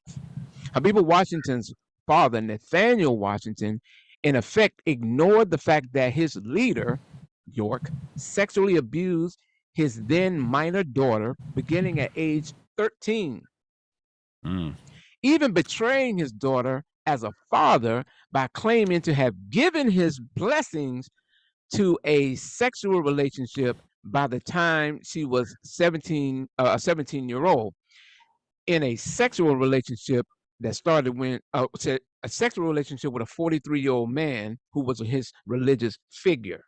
Oh, sick. And they even have stipulations on that, because like in the state of New York, where she became pregnant, depending on the year, you can't a 17-year-old can't have sex with a 43-year-old man. Oh, sick. Now, the people want to say, yes, you can. You need to question those kind of people. Yeah. Let me Definitely. let's go to the Habiba Washington Seal transcript, volume 6, 1551, line 5 and 7. Seal transcript. You were let me start here. In New York, where were you living, in Brooklyn or one of the other locations? Question. Brooklyn, New York. Do you recall how old Mr. York would have been when you were 13? He's 30 years older than me, so I think he was 43. And where on the property were you living when he began to do sex acts to you? On the property in Brooklyn or Edenton? Brooklyn. I was living in the same building with all the other girls my age. That was 709 Bushwick Avenue. Question. And during that time, did you live with your parents? You referred to the girls your age. So I assume that your parents weren't living in that building with you. No, I didn't live with my parents. That is a common thread you'll see throughout the testimonies, that York had the tendency to separate, isolate, denigrate the parents of these victims that he was molesting. It was a pattern he intended, and that intent was supported and verified. In this trial transcript, 2503, line 14 through 25, Nathaniel Washington claims that he gave his permission and blessings for his then 17-year-old daughter to be with in a relationship with the then 47-year-old York. And this, in the minds of Nuwaubian cult members, is seen as normal. Plus, Habiba was impregnated in the state of New York, where the age of consent is 17. And the state of New York, a person may consent to sex. However, to protect young adults from sexual exploitation, a 17-year-old can't consent to having sex with someone over 4 years their senior. That may have changed. I think they kind of changed that since then. Now, here's what he states. Now, this is Adrian Patrick in sealed transcript 2503. Question. Now, your daughter Habiba Washington had a child by the defendant when she was a little short of 18, or 8 days short of 18. Were you aware of the fact that the defendant had impregnated your daughter at 17? Yes, I was. All right. How did you gain this knowledge that they were forming a relationship? Well, my daughter, she was around 17 at the time. She came to me and asked me for my permission and my blessings to be a part of Mr. York's family. All right. That's it. Assistant Prosecutor Moultrie was able to demonstrate that Nathaniel Washington was a York enabler, useless in protecting his own daughter from a child molester. Transcript 2522 and 2523. During a 6-month period, Mr. Washington, wouldn't it be safe to say that if Mr. York was abusing Habiba sexually during that 6-month period, that is something that you would not have physically seen? Isn't that right? Answer. If I'm not there, of course, I can't physically see something. Question. And I also noticed something else about your direct examination, Mr. Washington. You testified for the ladies and gentlemen of the jury that Habiba wanted to be in this relationship with Mr. York. It was Habiba that came to you, not Mr. York. Isn't that right? That's correct. How old was Mr. York at the time? I don't know offhand. Well, how old are you? At that time, probably in my 40s. And is Mr. York older than you or younger than you? Just a couple of years older. So if you were in your 40s when Habiba was 17, then that would make Mr. York older than 40. Sure. And so you think that was, so did you think that was strange that your 17-year-old daughter came to you about being in a relationship with this man as opposed to this 40-something-year-old man coming to you? No, I didn't think it was strange. Okay. No. And Mr. Washington, are you telling the ladies and gentlemen of the jury that Mr. York's sexual relationship with your daughter did not begin until she was 17? To my knowledge. So in other words, It could have began earlier. You just don't know. Ugh, I'm not there. I'm not, in a person's room with them. I can't. That's What? understandable. That's the father saying that. Oh my God, about his own daughter. Yeah. Ugh. Yes, yeah, that's disgusting. That's why when she That's did, disgusting. that's why she put out a statement saying that she cursed her father, or she cursed York for turning her father against her to serve him. Mm-mm. Oh my God, this is such In regards to important. that video. Thank you for bringing this out. I'm serious. Please continue, because see, this is what's going on, people. You hear these people get up here and talk about how York is framed. We're getting the details on what the people say from their own mouths, and it's Yes. disturbing to say the least. Go Yeah, ahead, Tom. and it's like it's a very uncomfortable conversation, but like it has to be brought out. You know what I mean? This is like crazy to me. You know, just hearing what's happening to people and that trauma. That's just sad, man. And it's crazy how people get brainwashed. You know, that's the best I could say. You know, it's wild. This is the world of the cult. Mm. This is the world of an African American style religious cult in America. Wow. This is what goes on. It was a part of it. It was not necessarily all the members. I'm not saying all the members, but for York and those people who look the other way, and those people that he groomed. Let me make this clear: the people that he groomed as children, sexually abusing them when they got to an age where they were no longer childlike. He groomed them to groom other children as a revolving door of sex with minors. Classic pedophile behavior. I just want to say this to those out there saying, if it's true, these are court documents. Okay, this isn't something Chuck decided to sit down and write. Can you talk to them about this being actual court information, documentation? Okay, let me stop sharing for a moment. And I'm going to go somewhere. I want to let me show you something here. Yeah. And my dad's listening in the background. He's right there though, but he's listening in the background. Right, he just said he's listening. And while you go ahead and Chuck, I want you to stay on that. I just want to say this really quickly. Anyone saying, "Oh, Napah, you seem like you're," why are you not reacting to this in disgust? I'm not sensationalizing anything. These are children being victimized and parents facilitating it. This doesn't bother you? Check yourself. Yeah. Check yourself. Don't worry about me. Yeah, Go ahead, Chuck. it's disgusting, man. Like it's like no kid should ever have to go through that trauma. No child should have to go through this. It's bad enough having to go through puberty and having to go through all this psychological issues and schooling, but unfortunately a lot of them didn't even get to go to school because York took them out of school when he took them upstate. They didn't even go to school. See? Yeah, it's disgusting, man. It's crazy. Yeah, that hurts my soul in general. Yeah.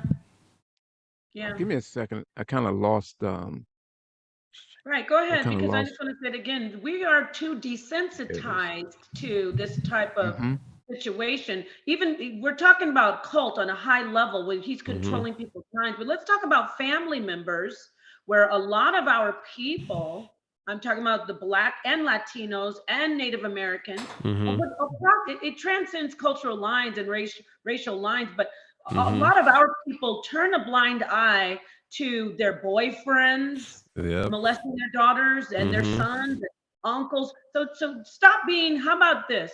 Instead of saying that I'm overreacting, how about stop being desensitized to this type of molestation and the facilitation of it? Did you want to add in, Solomon, while Chuck's looking for? No, I mean, the raw emotion says the truth. You know what I mean? It's sad because it's a true thing. Like, you know what I mean? No, like we keep saying, like no child should ever witness that. And like I've been saying, like this needs to be a strong leader of men.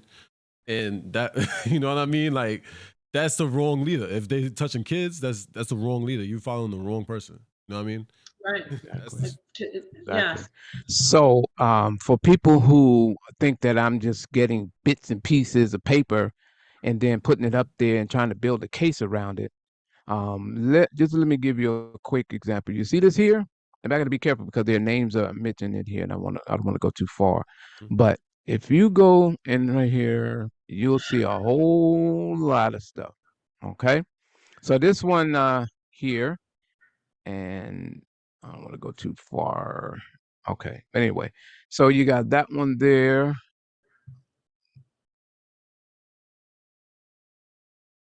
Let me see. Then you got this one here. I got them all out here. I got all of them AD. right here. Trying to show the screen.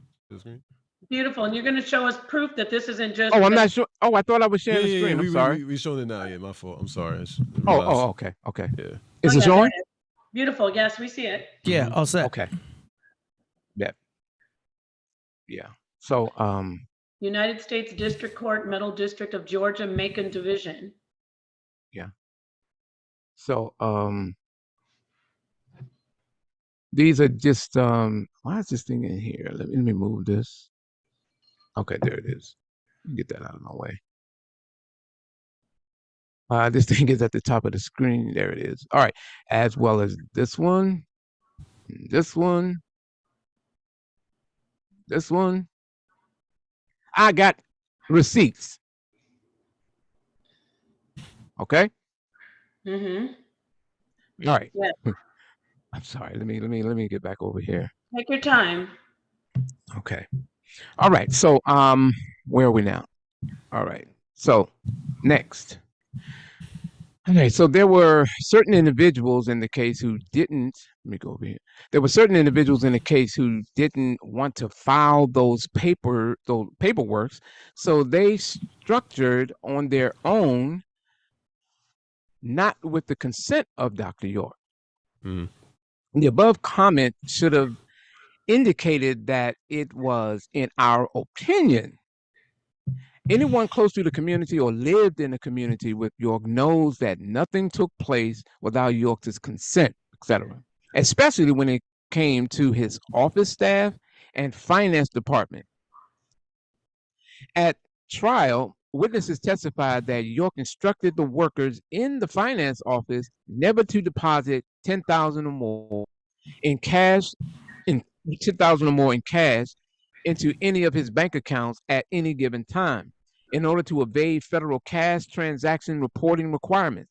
Count 9, 10, and 11 charge York with the acts of unlawfully structuring cash transaction that formed the basis of those predicated acts in the RICO and conspiracy counts of the indictment. Specifically, count 9, 10, and 11 charge York with 3 acts of unlawfully structuring cash transactions to avoid federal reporting requirements in violation of 31 U.S. Code 5313A and 31, and so forth. Count 9 charges York with unlawfully structuring cash transactions on or about September 29th through the 30th of 1999. Count 10 charges York with unlawfully structuring cash transactions on or about October 6th and 8th of 99. Count 11 charges York with unlawfully structuring cash transactions on or about April 5 through 11, 2000. Here's a copy of the federal indictment regarding the cash structuring. In or about 1999, Dwight and other members of the enterprise purchased an approximately 10,000 square foot residence at Athens, Clark County, Georgia, location at 155 Mansfield Court, where Dwight York moved the financial office of the enterprise. On September 29, 1999, P1 wrote a Wachovia bank slip for cash proceeds for Holy Tabernacle Store, account number 1311, in the amount of $7,562 for purposes of evading currency transaction reporting requirements. September 29, 1999, a member of the enterprise deposited into the account number so-and-so Wachovia cash proceeds for Holy Tabernacle Store in the amount of $7,562. On September 30, 1999, P1 wrote a Wachovia bank deposit slip for cash proceeds from Holy Tabernacle Store in the amount of $110 for purposes of evading currency transactions reporting requirements, and on and on and on. So if you get a copy of the federal indictment, you'll be able to read what the government had against him and how they would prove their case. They proved their case. It is illogical and beyond the scope of reason to conclude that those working in York's finance office making deposits of thousands of dollars for York would simply not make the proper deposit amounts on their own. In fact, had the Nawapian cult members read the trial transcripts, they wouldn't have been able to make that claim without, they wouldn't be able to make the claim that they did it without the consent of Dr. York. Well, one of the women who did the bank deposits, Miss Harding, testified at the trial and explained in detail what took place. Nicole Harding, Volume 7, January 13, 2004, transcript 1988, I'm sorry, something came across, 1988, 214, and 1987, so on and so on. Okay, so I'm gonna just get right to the point. Okay, who was in charge of making out deposit slips? In Eatonton, Kathy Johnson would make them out. In Athens, Abigail Washington, Habiba Washington made them out. Did you say Habiba Washington? Did all of the cash that came in from these various sources get deposited into the bank? No. What would happen? We would take the big bills and give them to Doc. When you say big bills, answer, like the hundreds and the 50s, they would go directly to him. Were there ever amounts deposited in the bank over 10,000? Well, I was told not to because I would have to fill out that form. Who told you that not to who told you to do that? Dr. York. When you say you have when you say you'd have to fill out that form, what, when you say you would have to fill out that form, what form? It's like a tax form, I believe. You have to fill out. Did he tell you why he didn't want you to fill out that one, to fill that out? He just told me I better not fill it out. When you went to the bank runs, were you ever asked by anybody in the bank to fill out such a form? Yes. What happened? At People's Bank in Eatonton, they asked me to fill it out, but I just took some of the money out and they just let me go ahead and deposit it. On another occasion, I just took some of it and went to another branch of the People's Bank and made two separate deposits, so it wouldn't be over 10,000. So now, in another transcript, if you ask me to pull it up, I will. You have those individuals who worked in the bank, who were questioned as defense witnesses, and they indicated that they made certain to document everything that was taking place, which is how they were able to trace this. Who came in, how many people came in, what they did, why they refused to sign that form. And this is what goes into that whole structuring issue that York was also convicted on.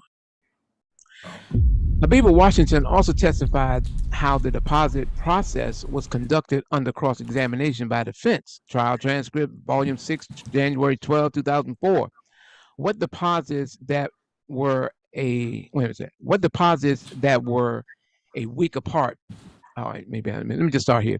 There was times when we deposited money from Wednesday on Monday. There were times we deposited money from Wednesday on Tuesday. Well, you just told me that all deposits that were made, they were made directly after you got the money, every biweekly. No, I didn't.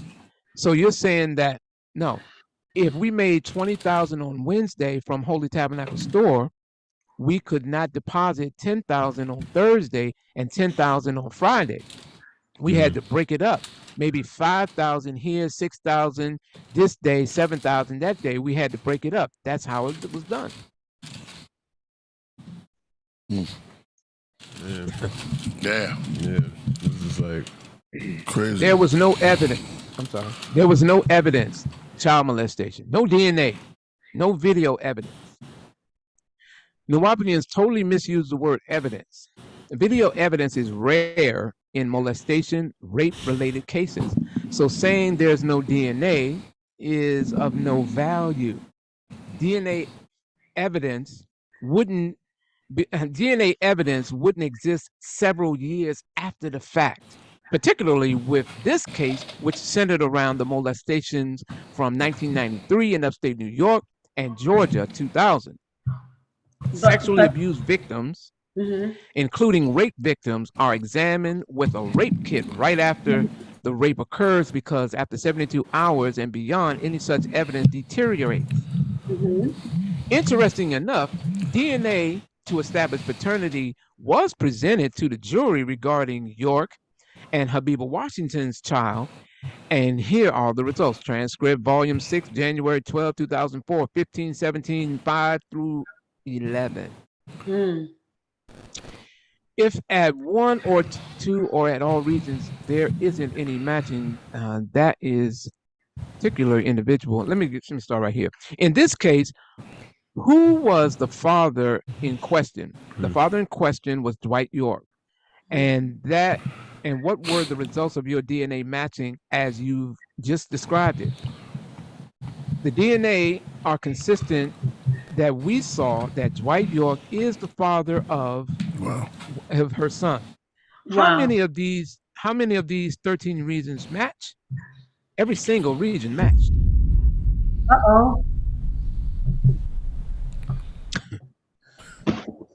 Dr. York did not plead to molestation. That's what they said. Dr. York did not plead to molestation.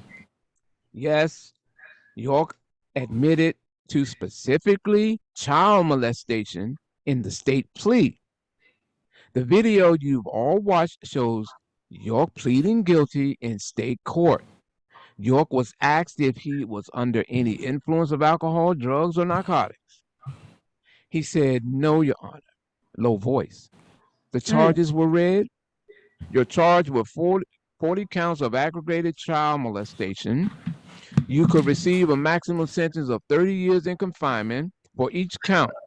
If you're charged with 34 counts of child molestation, you could receive the maximum sentence of 20 years in confinement for each count. If you're charged with one count of sexual exploitation of children, you could receive a maximum sentence of 20 years in confinement. And you're charged with 2 counts of influencing witnesses, and you could receive a maximum of 10 years for each count. And that you could receive a minimum sentence overall of 10 years on probation. I'm telling you the most and the least. You understand that? York responds with a humble nod of yes, and says, "Yes, sir," in a low voice. Yes. The following are transcripts from the January 24, 2003 guilty plea in state court. Come on. Facts. In the Superior Court, Putnam County, state of Georgia.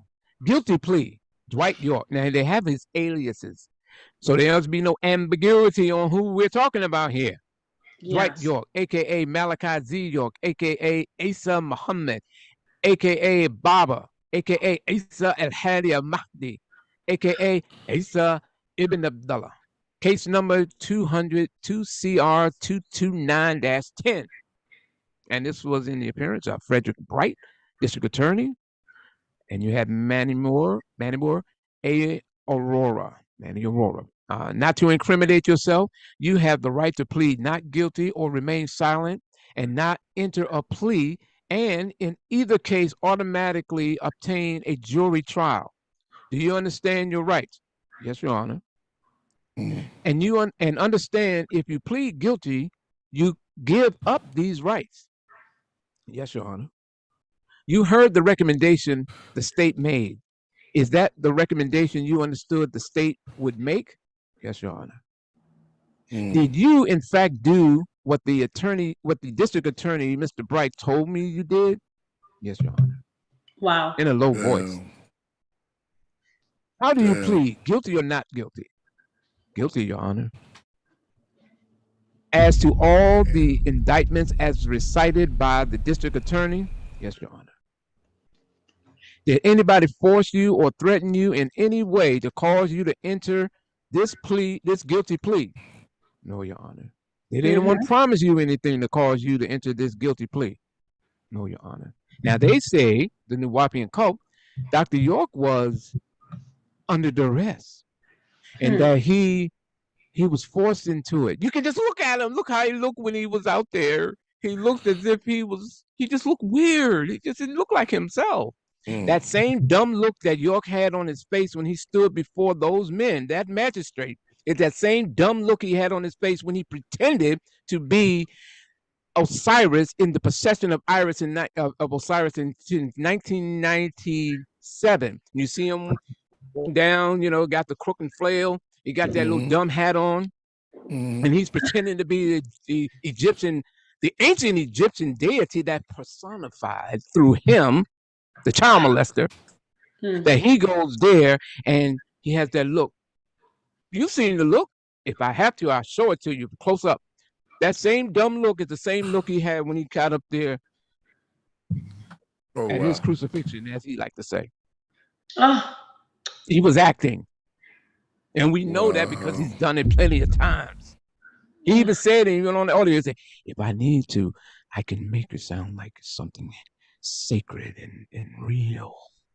Oh my God. He does that kind of thing. He's an actor. You see his videos. But he was pretending because he knew that ultimately this was going to get out because it was recorded. Who did it? I don't know. Why they did it?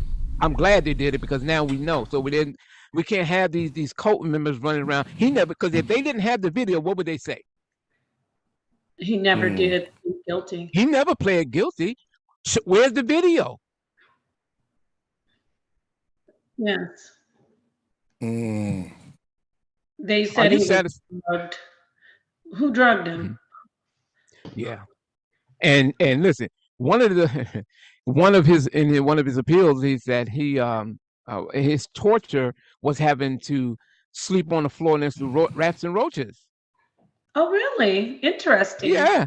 That was one of them. Well, wait a minute. That reminds me of the time when I was standing right there when he said it. It was in upstate New York in 1991 where he said that, he said, we might get bit. He's talking about rats. He says, rats and roaches over there. So, we might get bit. So, don't get bit. I played the audio, Chuck. I played the audio on this last show and they were getting all upset. Not really when people were so upset, I played the audio of what you're saying. How he said, so what? The rats are on the floor. So what? Don't get bit. We heard it from his own mouth. So thank you. So, and that came as a result of that video. I did an article. Did Malachi York torture the Nuwaubians? Yes. That's on my website, Nuwaubianism.com, because I used what he said, and he said that's torture. So he allowed those people that were segregated. For the people who don't know, the mothers, the parents, the mothers lived in a house. The ladies, the men lived in a dusty barn. Like livestock. Talk about they didn't. That more. Yeah, and I've been up in there. I didn't wait because when I went up there and I said, "God damn, this joint musky," because I was talking to one of the brothers I was in DC with, and that's where the brothers were. It was it were bunk beds. It was bunk beds and it was musky. Oh wow! It was nasty. Wow. I didn't want to stay up in there. But when we were building on the Black Pyramid, and we were transporting people back and forth to in town, and we was also staying at someplace in was it Edgewood Avenue, Edgewood in I think it was in Atlanta. I forget what part of Georgia, but anyway, that was when Mark Lamont Hill was around. When he was part of the cult. So anyway, getting back to that. So are you satisfied with the services your attorneys, not only Mr. Aurora, but other attorneys? Yes, Your Honor. Were you able to hear and understand my statements and questions to you? Yes, Your Honor. Yes. Wow. Court, he's under oath. Let him enter his plea. Mr. Bright, Your Honor, we've drawn up this. It's a withdrawal of not guilty plea and entered of guilty plea, and mine comes Now comes the above named defendant in the above style case, withdraws his plea of not guilty. In this case, waives his constitutional rights and pleads guilty as charged to the offenses of, and I've already enumerated those on the record. They're the same ones that I've enumerated before, Your Honor. I've signed on behalf of the state. Ms. Baskin has signed on behalf of the state and the defendant, whereupon Mr. York signs and enters his plea. Damn. Court, is the plea entered? Ms. Baskin, the plea is entered, Your Honor. Anyone trying to convince you that Malachi York didn't plead guilty to child molestation, that person or persons are lying to you. They lied to you on this show. And we saw it. We saw it. We heard it. He saw him bend over. His sign. What did he bend over to do? Smell the table? Wow. Even in the federal trial, it was indicated that this trial was not just a child molestation case. See the transcript. 97, I should have put that down. I got it in there. Your Honor, this case is not just a child molestation case. As the court is aware, the government has also charged Mr. York with RICO counts and an overall RICO purpose. And that the overall RICO purpose is that this organization was conducted for the benefit of one person and one person only, Mr. York. Yes. Directly and overall purpose of the RICO charge, which we have to prove, and they did. And in a child molestation case, in particular, Your Honor, the jury is looking for more than just the testimony of children. The jury is expecting the government to prove through corroborative evidence that there is some reason for them to believe these children when they testify, not only about sexual charges, but about other aspects of their testimony. Think on that. Damn. Dr. Frederick Bright, he was one of the expert witnesses for the defense. He has a video affidavit. He is not only a practicing OBGYN, he is trained and, wait a minute, let me start again. He is trained to detect any indication of molestation. Let's do that again. OBGYN, he's trained to detect any indication of molestation. Dr. Bright testified at trial. It was not a video affidavit. What is a video affidavit anyway? I don't think that's even admissible. Anyway, and he's not a trained expert for molestation. His testimony was an expert opinion of the medical reports of the listed victims. Dr. Frederick Bright, did not examine anyone involved in the case himself. At the trial of York, there were several expert witnesses that examined the listed victims that were taken by the Division of Family and Children's Services, DFACS. For example, certified pediatric nurse practitioner, Dr. Ashford, she dealt with over 400 examinations of children of sexual abuse, examinations, and evaluations of children that had either been physically, sexually abused from head to toe. She examined these individuals, including David Noel. You don't mind if I put his name out because it's already out there. And Asa Johnson. She also examined victim S.E., who was at age 15, and testified at trial. Remember they said there were no children that testified? Yes, there were. Unless they're trying to tell us that a 15-year-old, 16-year-old, 17 are not children. Yeah, I think that's what they're doing. Okay, one of her findings was that victim S.E., her hymen was very stretchy, more than normally noticed. And these are supposed to be virgins now. Dear God. in the care of York. Oh, SC testified that she lost her virginity to York when she was 13 years old. Her full testimony is in transcript, volume 5, January 9, 2004, 1237. Dr. Ashford's testimony can be read, trial transcript, volume 8, January 14, 2154. Let's walk there. First lost my virginity to him. You said Habiba. Do you know her last name? No. I'm gonna make sure I got this blocked out. Okay. I hope they. Okay. Is she known by any other name? Abigail. So was anybody else in the room when Habiba told you to go in there? No. Did Habiba stay in the room? She was in the room, but she wasn't in the bed part because he had like curtain things around it. Okay. Right. What was he wearing, if anything, when you went into the room? Just a long white pajama thingy. And what happened? I went inside the bed, and at first was just kind of laying there, and I thought he was going to give me a hug. The way it happened, I see. Okay, the way it happened, I thought he was going to give me a hug, but then that's when I lost my virginity. How old were you then? I was 13. God help us. When you say you lost your virginity, what do you mean by that? What did he do to you? He had vagina sex with me for the first time. Did he put his penis in your vagina? Yes. Oh, Did that ever happen again after that? Yes. Would other people be in the room when that happened? Yes. What other people? This person, that person, that person, and that person. They testified. They corroborated.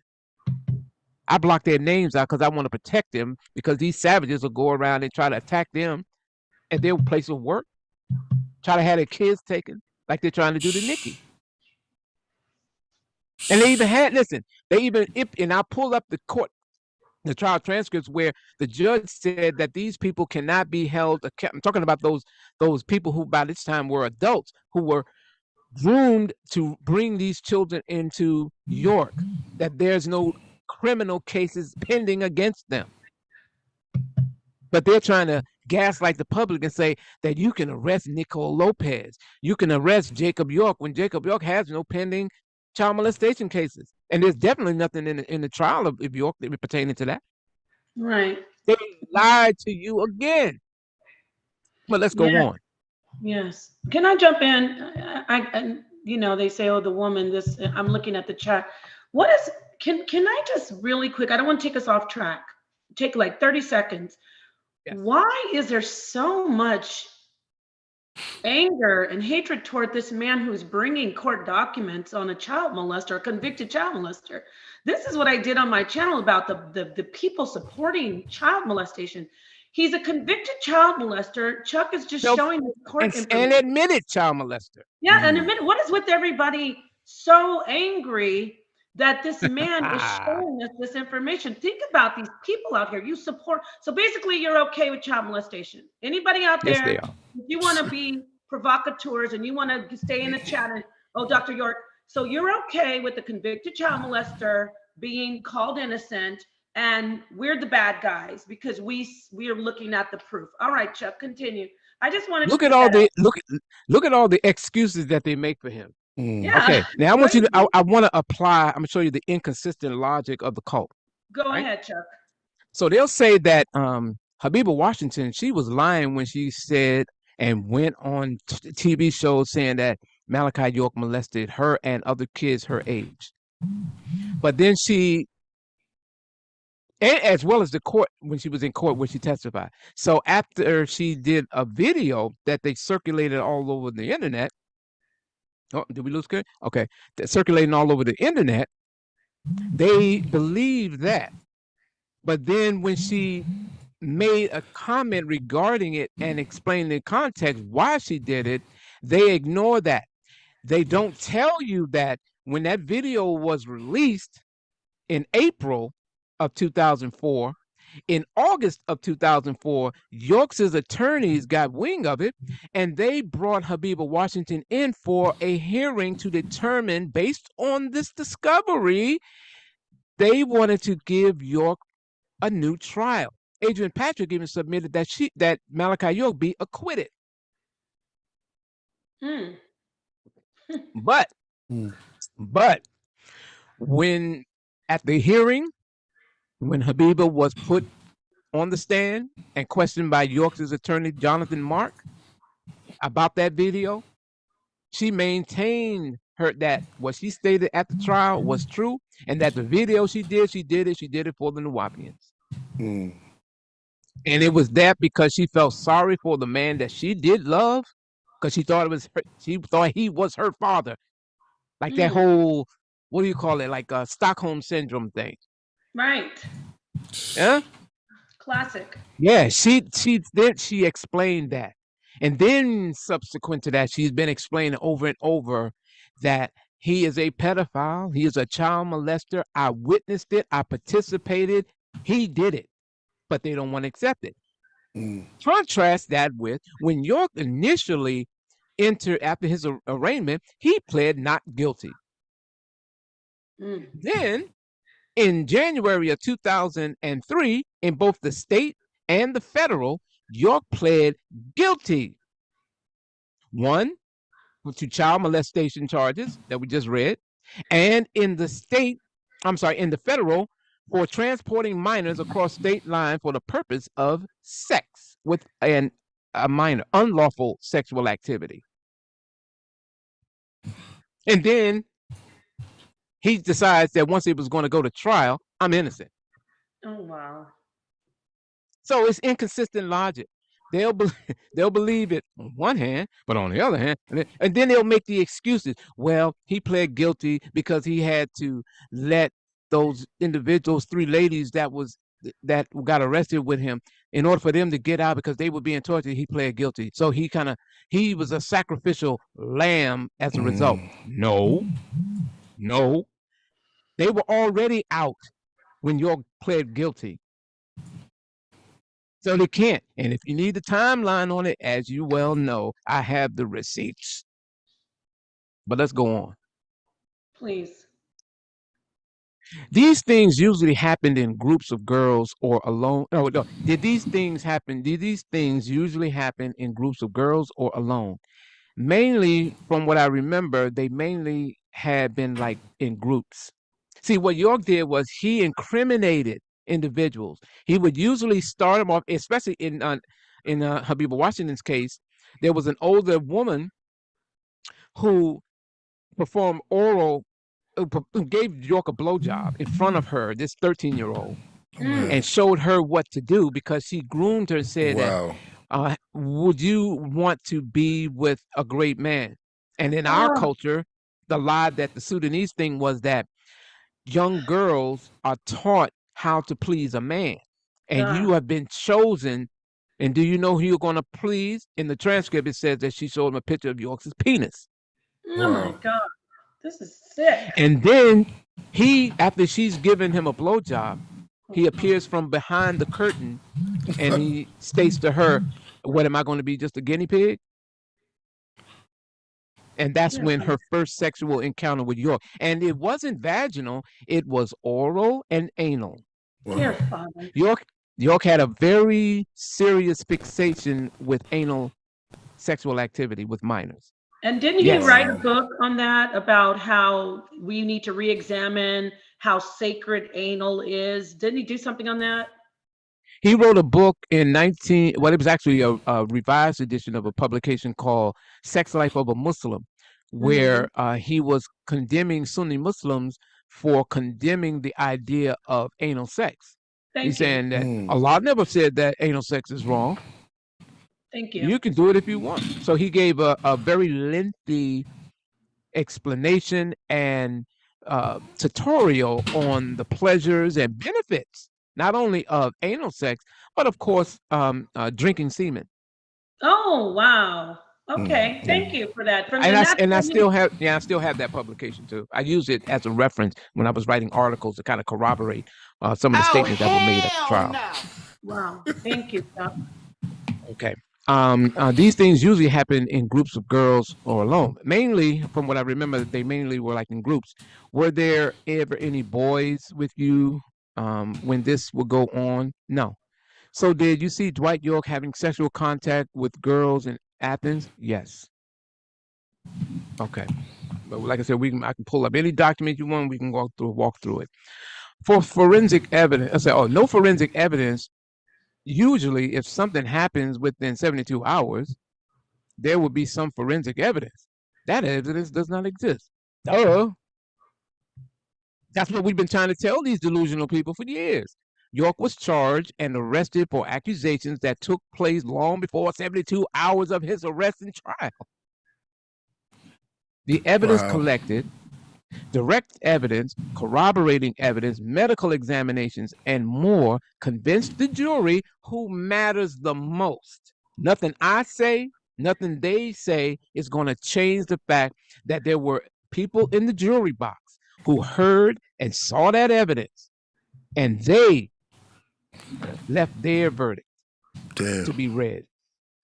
So all we're doing is Monday morning, long after the fact, quarterbacking.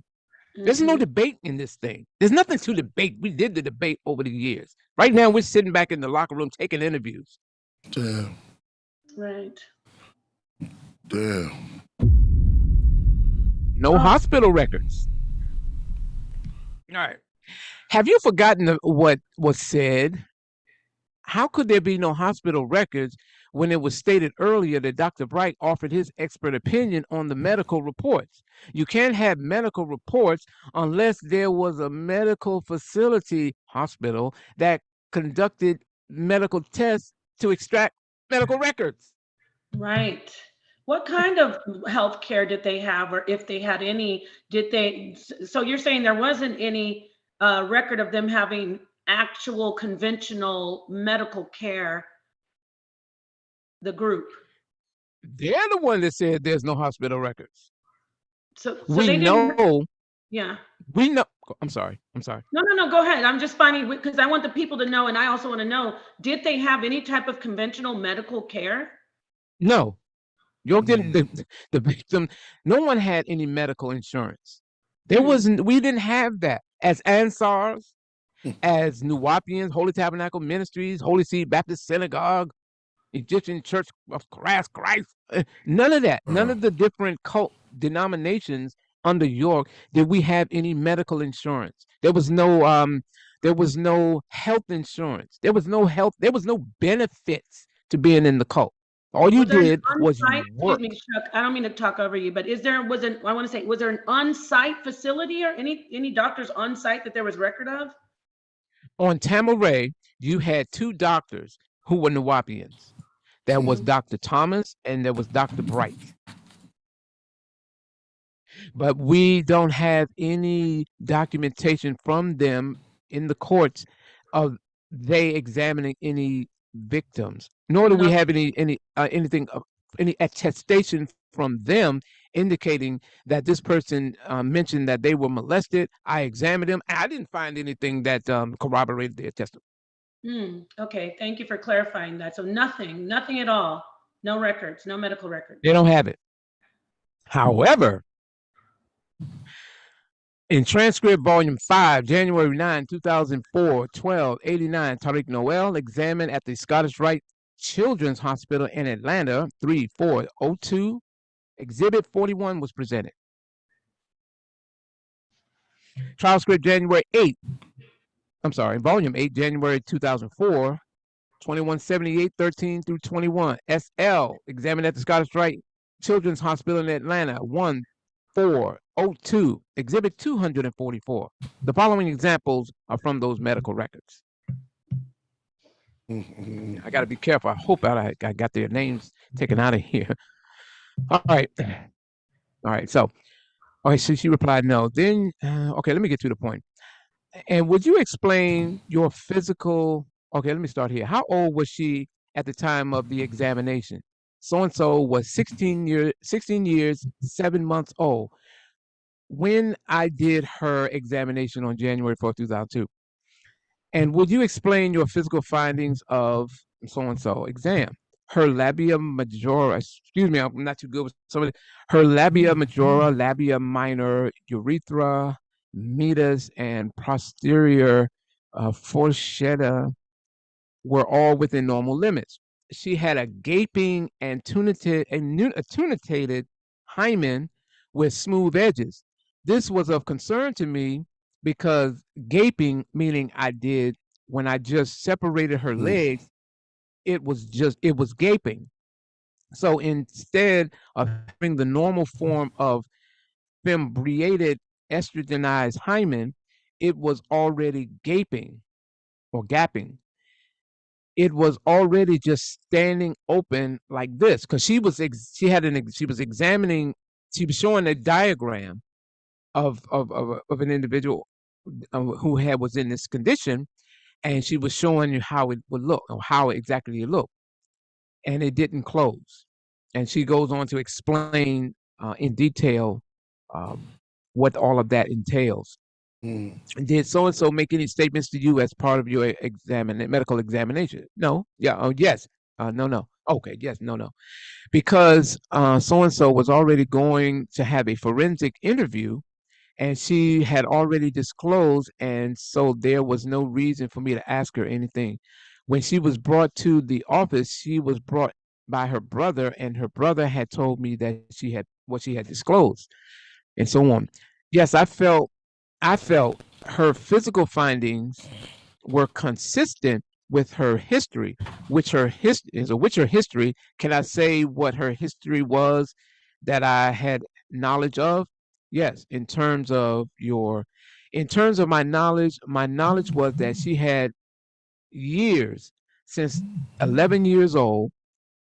She was 16 and a half then. Since 11 years old, she had been sexually abused while in the Nuwaubian compound, and she disclosed that she was abused by Mr. York. Did you examine a child named so on and so on? He was 13 at the time, 13 and 8 months. Yeah. Okay. And I think that's going to pretty much conclude it. Wow. I think that's where I ended it. Yeah. I think that's where I ended that. Okay. So I'll stop sharing at this point. Wow. Man. Oh. Yeah, that was so smart. That information, Chuck, that is indisputable, factual information. So anyone, trying to promote him as something that other than a child predator, and not just the child predator is the worst, but again, this man was torturing his people. They were living in squalor. Yes. While he lived in luxury. So we have to remember that he used a lot of the grooming was just basic luxuries of life, that, nice meals, nice places to sleep. That's how he lured a lot of these children in. Am I right? Yeah. See, you got to understand how a lot of the adults were mentally conditioned to even have their children under these circumstances, because you have to go back to the theology of York, which was that he was an extraterrestrial being from the 8th planet in the 19th galaxy called Ilion. He was also Melchizedek. He was also Michael. He was also Amar Utu. He was also Enki's he was also Anu's grandson, excuse me. He was a grandson of Anu. He was all these things. He was a direct descendant of the Prophet Muhammad by way of the Mahdi, Muhammad Ahmed of 1845. See, in a publication York released years ago called The Religion of Islam Unmasked, or The Religion of Islam Unmasked, and he indicated, I forget which page, I have it on my website, where he made the statements over and over that the Prophet Muhammad was a pedophile. Wow. How could Sunni Muslims worship or follow this man who took Aisha, a 9-year-old girl, a child, and had sex with her? What kind of sick people are you? This is what York had in his publication. Wow. Yet I asked the question because I remember from reading the book, The Man from Planet Risk, where he said that, we all have um,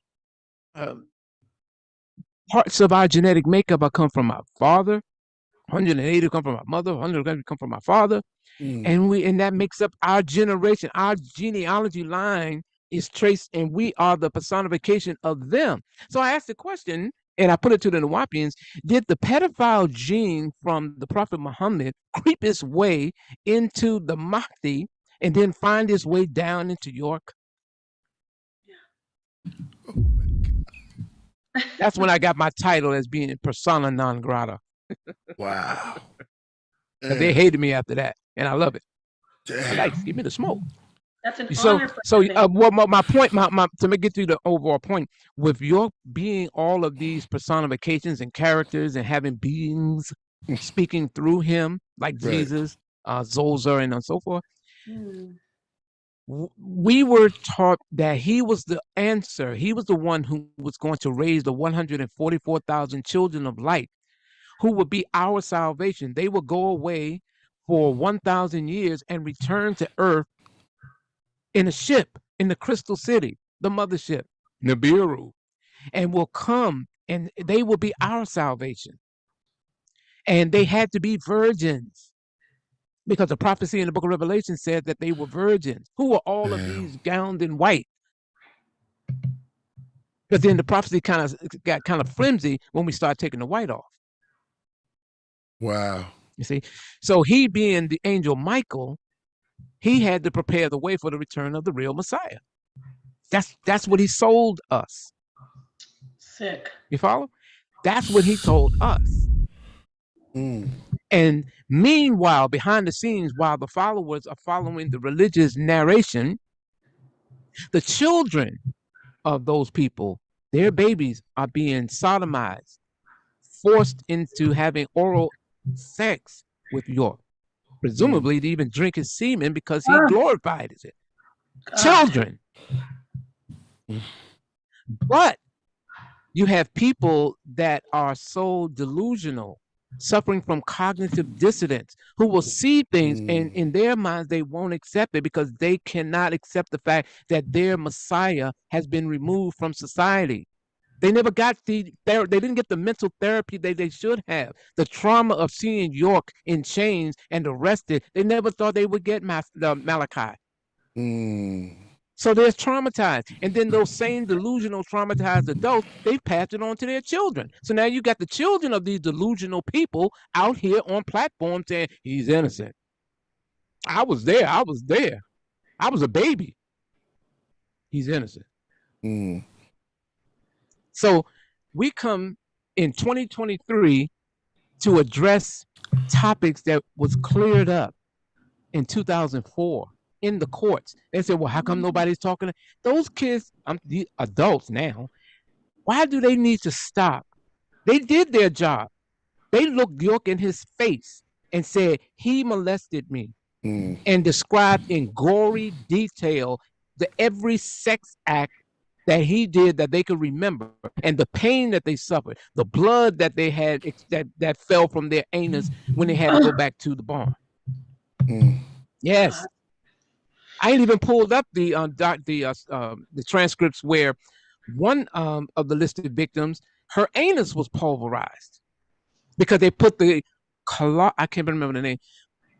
They put the colposcope inside and looked at her wall, her anal wall, and you can see where the signs of healing, those scars, anal scarring.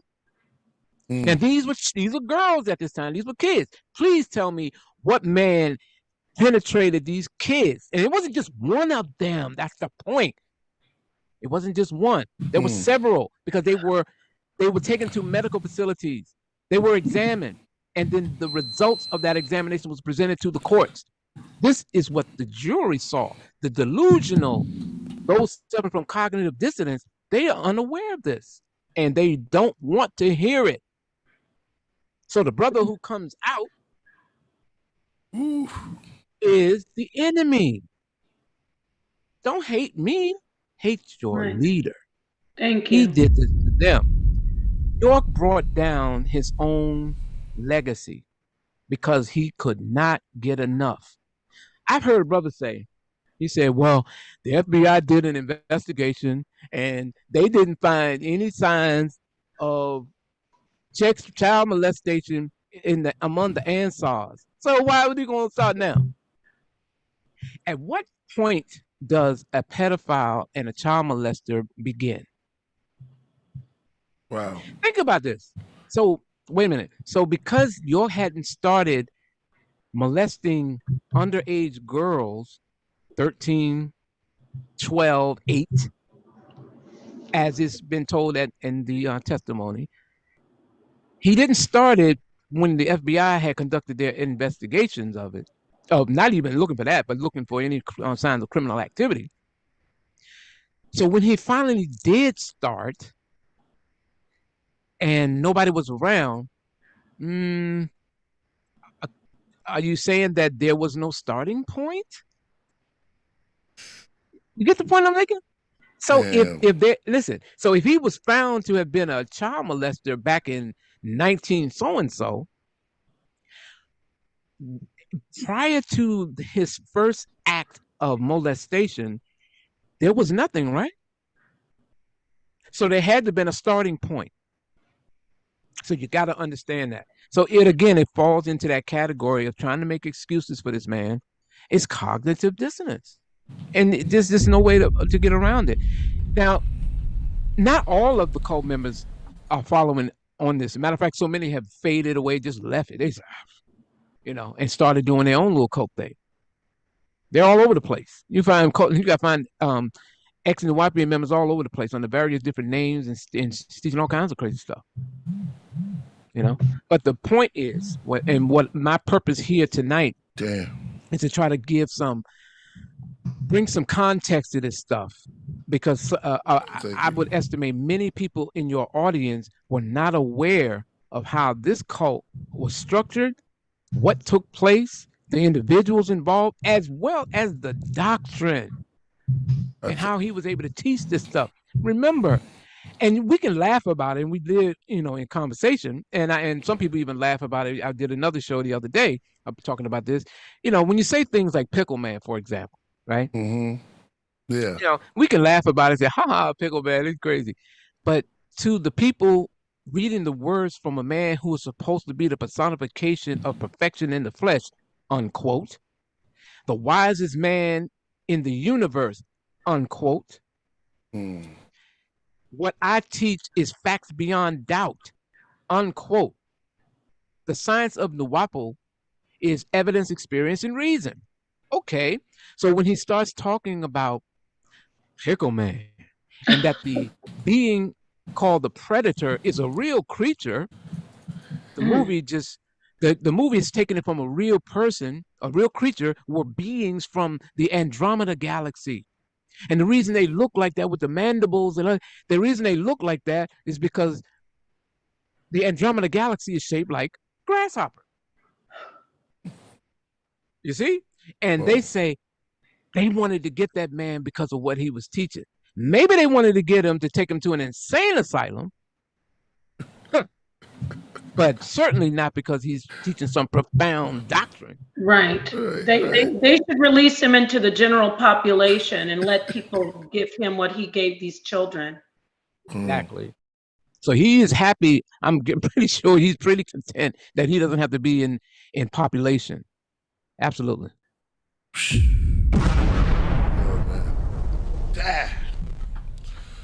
He should have just been a screenwriter or a comic, because he had a hell of a sense of humor. Yo, Chuck, you did more than bring it. You showed the, I was about to say transcripts. You showed the transcripts. You showed everything, and that's crazy, man. I mean, the chat room is actually in awe. Like, it just went up, just jumped up a little bit. They're like, wow, it's on and popping right now. That's crazy. Yeah, I know. This is That's how it what. was back in the early, shortly after York's conviction. It was like that in like America Online, and then in the mid '90s. I'm sorry, in the mid '20s, it was like that because we was in YouTube, we was all over the place, just battling, battling, battling. But at that up until that point, York had controlled the narrative. There were no sealed transcripts that were available. Well, some people had them, but they dared not talk about them. And it's something that I always mention that if the sealed transcripts, because York said on the Isles of Patmos CDs that the reason that those sealed transcripts are still sealed is because they don't want everybody to know what they was doing and how they concealed their dirt. Okay. Well, as of 2006, Richard Moultrie had motioned to the judge, Ashley Royal, to have those transcripts unsealed, but in a redacted form to still protect the innocence of those people involved. And the judge gave the okay to it. So why didn't the Nawapians get together and put their monies, how much money that the cult generates? I don't know how much they make now, but I'm sure they could pull up a number like $13,000 to pull it out and put it in a redacted form, is where they can let everybody openly, with an open mind, read what took place at York's trial. If they really want everybody to know what happened.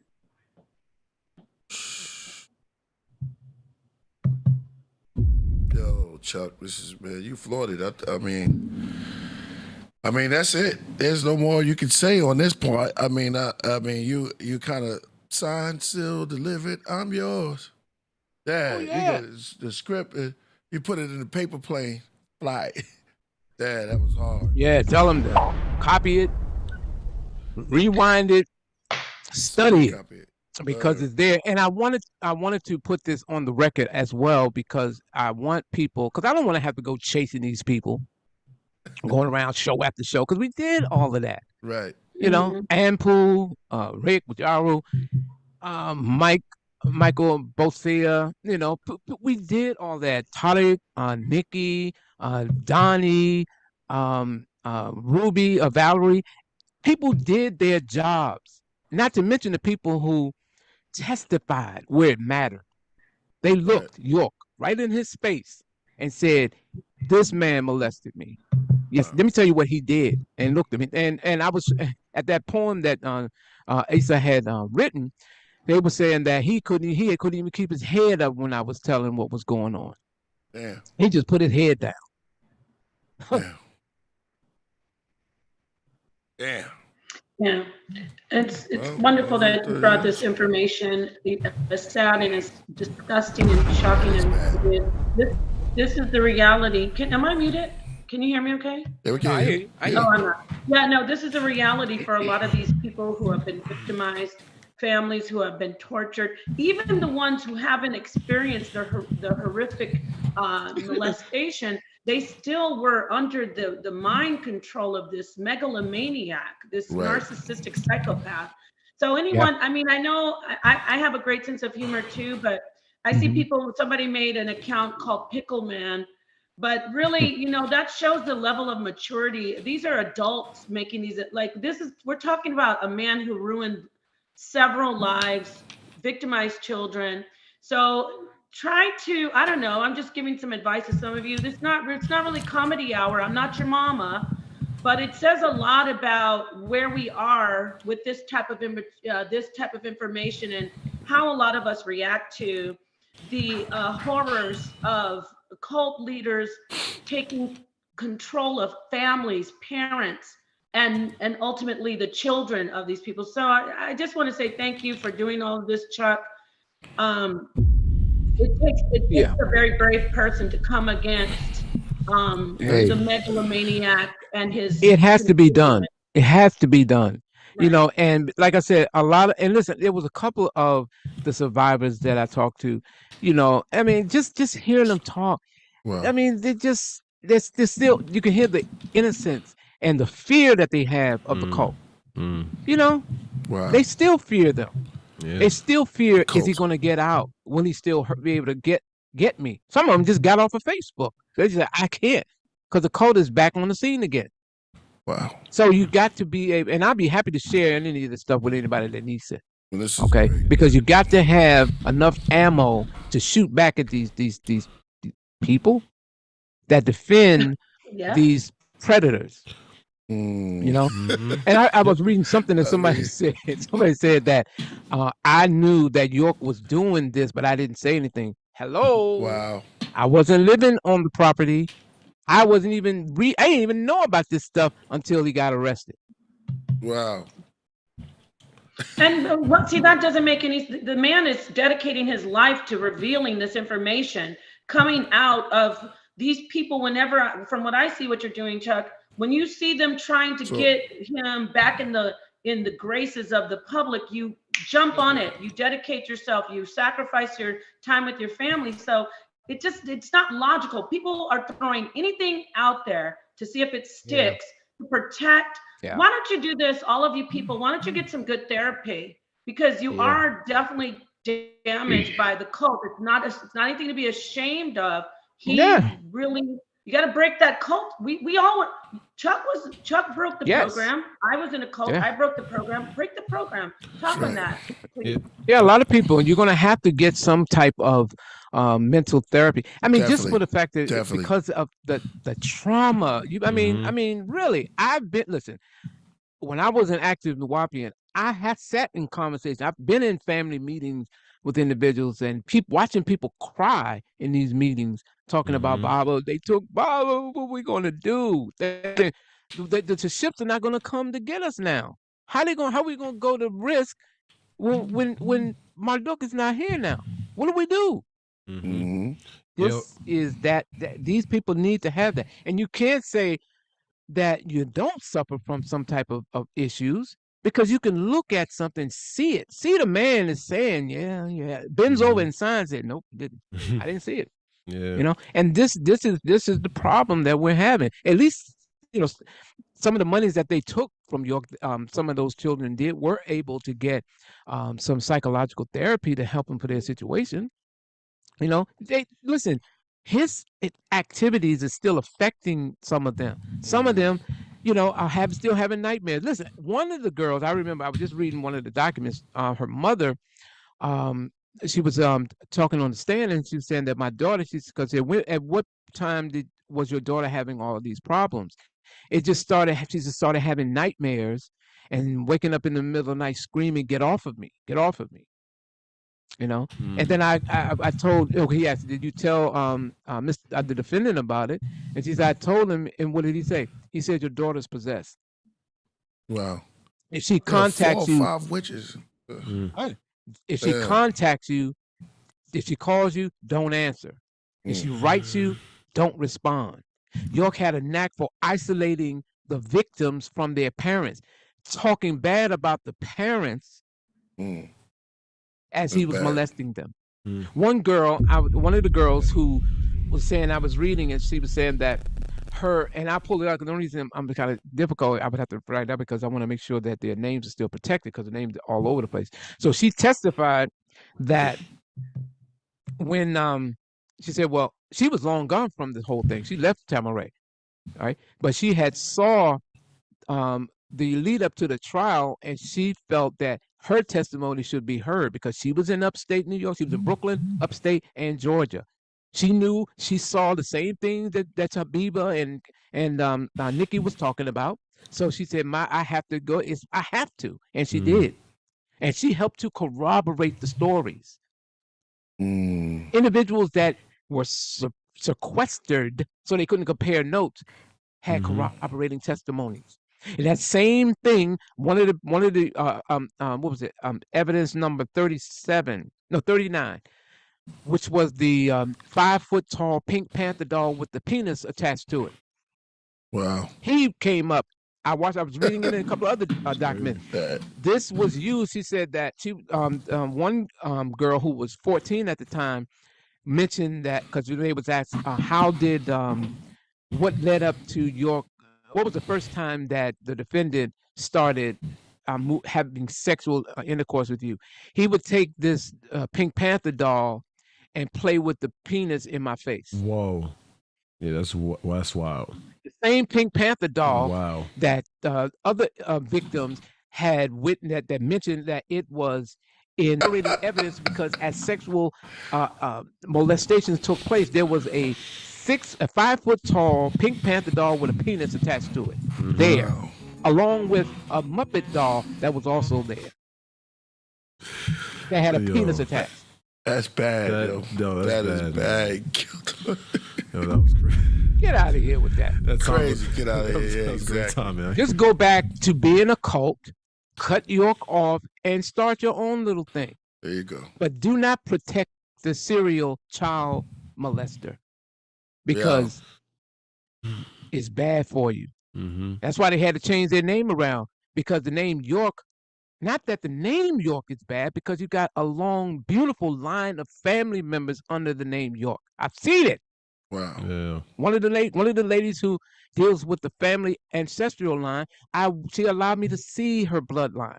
Wow. Mm. I've also seen where, like in 1996, I think it was 1996 when York had 13 kids in 1 year. Jesus. Yeah, that's Yes, crazy. I've seen it. But the name York, as it pertains today, Mm-hmm. under Malachi, a name that he had changed twice from Dwight York. York is just the name on the birth certificate. Growing up, he received the name Dwight. When he signed his probation, when he got arrested for falsifying government documents, was a fake passport, and tried to use the name Al-Mahdi to coincide with the name Mahdi so he could pretend that he was from the family of the Mahdi. When the book 360 Questions After Orthodox Sunni Muslim came out, he got arrested for it. Damn. Wow. And so he signed his probation because he had to serve time on weekends. He signed it Dwight York. When he purchased the property in Eatonton, Georgia, with Kathy Johnson as being the witness, Dwight, because his name hadn't come through yet as being the name Malachi. Wow. I do this. You I'm the historian on the cult. All you others out there, y'all are trying to get there. But Wow. you're doing it the wrong way because you're aligning yourself and you're on the wrong side of history. Yeah. That's History deep. will not look at you kindly. Wow. Mm. And with that, let me say this. Came, saw, conquered, showed, and proved today. Damn. That was a beautiful presentation. Crazy, very real, very heartfelt. I mean, there's some times that I thought I was going to tear up, man. It was crazy. Me That poem was very deep. I want to thank, and from the Podcraft, I want to thank Chuck Morgan for his work. And man, bro, that's crazy. You're like the Appreciate I'm gonna call you. You're like the vaccine. Wow. Vaccine. Yeah. You're like the vax. Like, wow, you just Yeah, busted. man. You got to Man. develop an immunity to them people. Yeah, And that's that's crazy. got to develop immunity to them. And Or Chuck- next thing you know, you'll be going around telling people that are serial child rapists and serial pedophile child molester, Mhm. you're saying he's innocent. Oh, They're going to look at you like, really? Damn. and He Chuck- said he did it. Damn. That's true. You want to say something? Oh, I just want to say this real quick. Chuck, I respect you to even talk about this topic because nobody wants to talk about it, right? Because there's a following and a cult, but you have the heart to talk about it because it's wrong. It's the injustice, and that's wicked for anybody to follow that. That's child molestation. That's destroying the world. Yeah. You know what I mean? You're not bringing no resources in. I mean, listen, even the brothers and sisters and others that are incarcerated, Mm-hmm. I mean, there's like this for what it's worth, there's this sort of a unwritten code that the people who prey on the children, you got to treat them a special way. Yeah. That's right. And anybody coming out of prison and defending a pedophile, you got to kind of watch an individual like that. Yeah. All right, man. So with that, man, because time is the essence, I want to thank you once again. You can stick around. We're going to do the music. I mean, you can listen, but thank you once again for the whole podcast. Ladies and I gentlemen. got a class. I got to go. All right, man, brother. You did Thank you great. so much, Chuck. Thanks, Chuck. Okay. Hey, I appreciate it. I really do. I really do. Oh, by the way, if you can't, anyone, as if you can already see the on the banner, just go to nawapianism.com. You can get information on what we talked about, and then some. I'm going to start adding some more stuff because I need to bring some clarity. Because also, I just came in contact with some additional trial transcripts that I think needs to be put together and put into the equation. You can go to my YouTube channel, of course, and see some of the videos that we did over the years, interviews with witnesses and people who testified at the trial as well.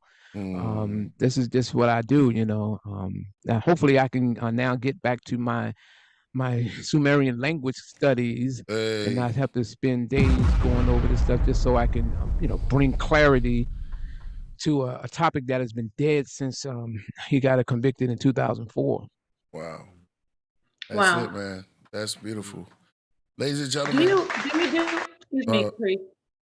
I just want to ask you regarding your Sumerian language. Do you do anything? Do you link that at all to any type of astrotheology? Because there is somebody named John McHugh. I don't know if you're familiar with him. He studies the Sumerian language, and he also he does astrotheology studies. Are you familiar with that at all? No, I'm not. Okay, just curious. But thank you so much for the work you do. Yes, absolutely, and I appreciate everything you've done, and really for bringing bringing light to this, to where it has to be addressed and put a seal on it. You did. You sealed that close tight. They'll be back around and open it back up. You know how that go. This work is never done. No, thank you so much, my brother. All right, I appreciate it. All right, enjoy. All right, AD, take us to the music. We got Knowledge Born coming in. Yeah, time for song promotions. Peace.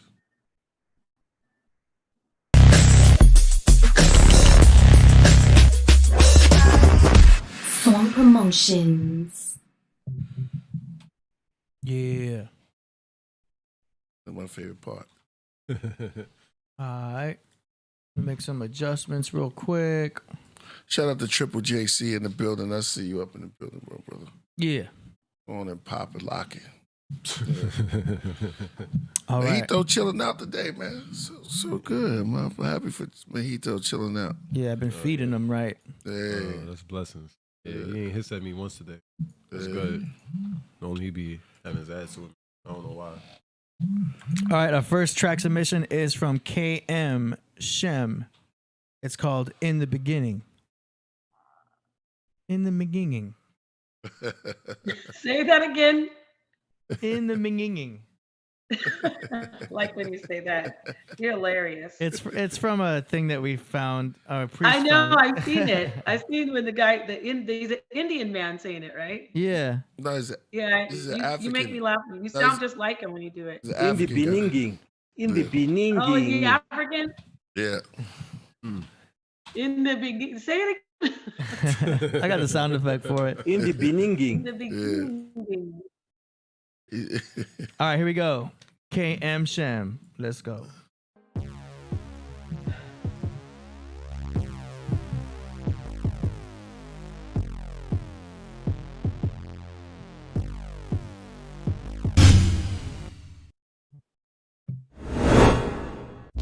Genesis. In the beginning was the Word, and the Word was with God. And then God said, "Let there be light." Let me light up the track, heat up the verses, starts to expand, breathe life in the words. Create my image on the scripture, get the verse depth and curve from my mind on earth. From the ether brings forth new birth, resonation of the original word as a word was heard, made emanation of the wave to the firm car. In the beginning was, in the beginning was, in the beginning. I said in the beginning was, in the beginning was, in the beginning. I said in the beginning was, in the beginning was, in the beginning. I said in the beginning was a word, now it's time for minds to be heard, for minds to be. Look, next verse starts with a bang, chaos born forth on the land. All realities disband, the Prodigious things happening at random. Yings overpowering the yang burst. Moments of a new day. No gas solid, it's a new state. New era, new lifestyle with a new energy for the chemistry and alchemy made for this new reality. This modern resonations invigorating. Permits time to make space, many fluctuations. Other new creations. Revealing due course, be patient. Can't the growth can't be forced. Unique thoughts cannot be forced. Unique thoughts cannot be taught. Unique leads to the whole thing sacred. With me up or the whole thing's tainted. And if we're talking time, I went straight into light space in my mind. Done 6 universal days and returned to the physical plane in the tired and weakened state of the thing I created. Not much effort was taken. Limits to the point of breaking. Rest was needed and taken. Deep meditations that formed and repaired my abrasions. In the beginning was, in the beginning was, in the beginning. I said in the beginning was, in the beginning was, in the beginning. I said in the beginning was, in the beginning was, in the beginning.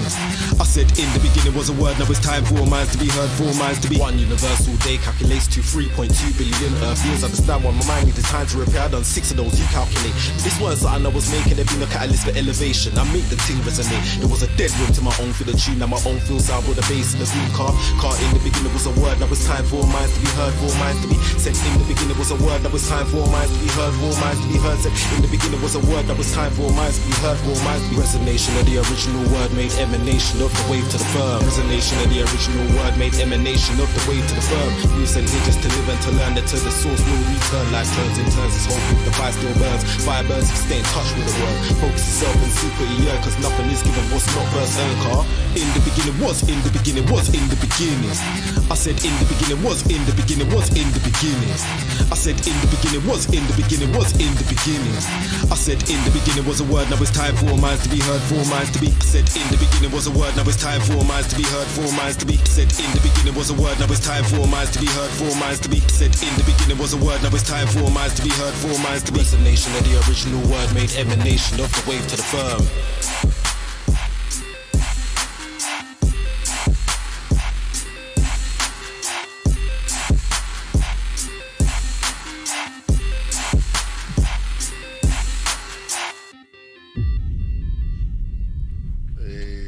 Yo, I like that. It was nice. I thought that was really cool. I especially liked the part where it was getting more of a crescendo and they added the strings and it got more epic. Like that's the type of shit that I do on beats. Like I create a part like in a bridge where it just starts to like get a little bit more big and epic and it's being progressive technically.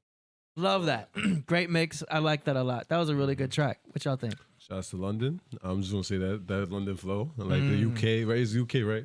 Yes. Yeah. Make sure I'm right. United Kingdom for sure. Right. Yeah. Okay. Yeah. Shout out to him. I heard the his reflection on his culture, and I thought it was dope. I like the song. It was funny too. I ain't gonna lie. I enjoyed it. It's that London flow I like. Well, yeah. Right. I am partial to UK rap, so I already love it. I love it right off the bat. The lyrics were awesome. I love the mask was like Tech 9. I like that mask he had on. What is that, like a Doom mask or what? You know what I'm saying? The mask that he had. It was really great. MF Doom. MF Doom, yeah. So and I love the video, awesome, and the hook is catchy. In the beginning, it's already in my head. So shout out to that artist. What's his name again? Oh, 1 second. Turn off this light here. Sorry, I had to turn off a light. That was K.M. Shem.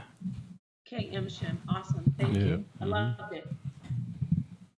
I'm gonna agree with the part a little bit. I like the tech, definitely a jiggle like the Tech 9, but with the London getting the double entendre, the triples going down. It was a good song, good vibration. That's it. Nice. Now it's born. Please, can you hear me? Yes, sir. Peace. Yo, this was a banger. I came in right in the middle of the joint, and it took me someplace else. So it's always a good blend when you hear sounds that agree with each other. So you heard kind of like the techno, kind of like the club with hip hop, and with this new sound. So a blending together of all of the sounds, told the story, and you had the hype too with it. You see what I'm saying? So you got a club banger and you got a hype banger at the same time. You see what I'm saying? Like you could do a bunch of things. to it. So definitely shout out to the UK for that. Peace, what up, knowledge? Peace to the God. Peace, love. All right. Nice. Wisdom of Solomon, you know what I'm saying? Architect D. What's going on? Napah Jim Star, you see what I'm saying? Jim Star. you gotta be from a certain time to know what a Jim Star is, you see what I'm saying? But Napah be coming through like a Jim Star, you see what I'm saying? So Slice. it's a double entendre on the Gemini. And the star. Gym stars. I like that. The Geminis, I call themselves Gym stars. That's dope. I like that. So move on. All right, next now we got Ange'B Element has returned with an instrumental called Open Road. She says, support Bazir beats, positive vibes, shifting instrumentals. Here we go.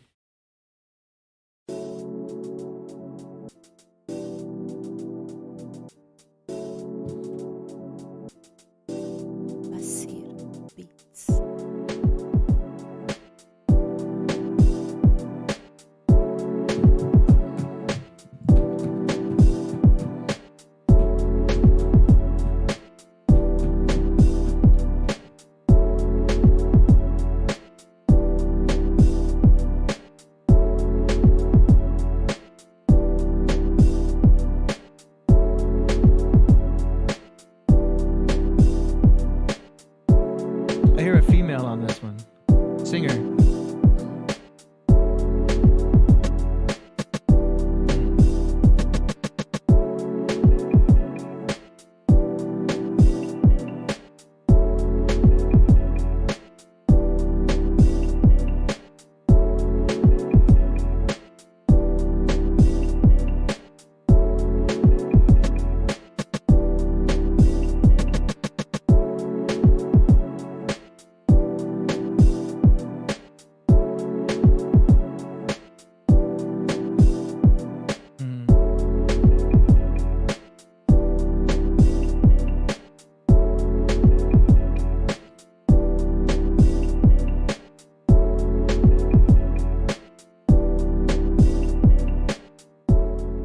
I love it. I hear so much stuff that can happen on that. You know what I mean? And I love how minimal it is right here because it leaves a lot of room for so much singing, so much chorus that can happen right there. Obviously, you can throw verses of lyrics on that, and there's so much room for melody on that. It's a good base, a good foundation for a beat, a good foundation for a song. So much stuff can happen. I can hear on that.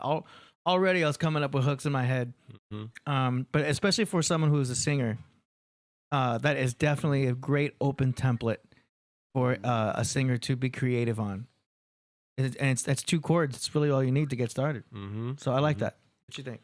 It's great. It's vibey. I mean, use that word.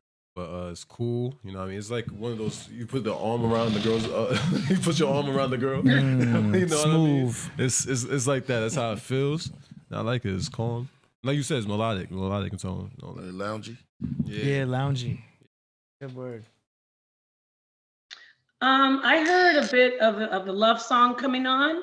I love her voice. If this is the same person who she sent in a submission of her vocals, right? This is Angie. Right. I think it would really be great if we could maybe hear her singing on it. I just feel like it needed a little bit more. And if she could do maybe sing on it, I bet it would sound awesome. So I really love her singing, and I think it has potential to have a little bit more on there. I would love to hear her sing to that. So shout out to Angie. I didn't know that was Angie that was singing. What up? Well, yeah, she submitted it on behalf of Bazir Beats. The beats too? Yeah. All right. It might be the producer she's working with. With the producer? That's what I'm assuming. I feel like she's working with this producer and she's submitting his beats into opinion. Yeah, stay at it. Keep working. Try to work on a little bit of switch ups. I like the vibe of it. I agree with Solomon. It's very loungy, and also AD is very roomy. Let me see. Yeah, man, just keep it going. Just keep it going. It was good. I don't have too much to say. It's just you can do a little bit more switch up, but I don't know what you was looking for in that one, but it was good. I like it. Knowledge. Yeah, this had some Big Daddy Kane's energy in it. Like you would need a spitter on there or somebody like AZ, like, you know, D'Angelo did that remix, you know, AZ was on the remix. So this could be something where somebody sings, somebody rhymes to it. So. Yeah. No doubt. Right. All right. That's it. So we got another submission here from one of our new regular submissions from Oni Dakini. She has a song here called K.A.H. And we have to listen to this thinking in mind, is this ready for an MC? She's like, think it's MC ready? Let's see. The instrumental. Here we go.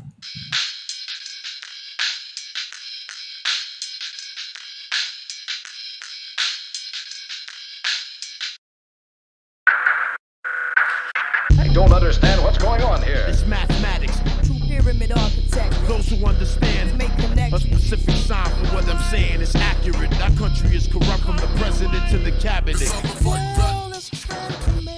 People who don't know no knowledge of themselves. People who don't have no future. Perhaps the underlying facts they hide explain to us. Girls step back, watch them kill each other.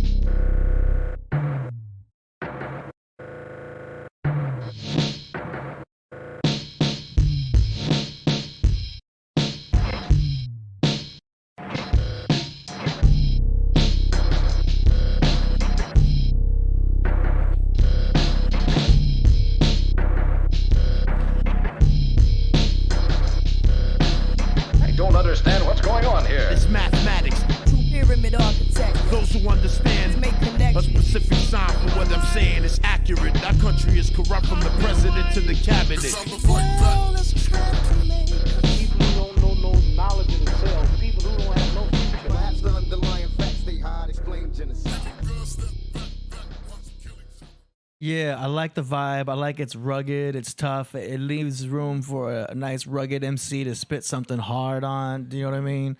I think the sample volumes need to be raised in some parts because you've got some good samples that are dropped in there, and then the other ones in the background are a little bit low.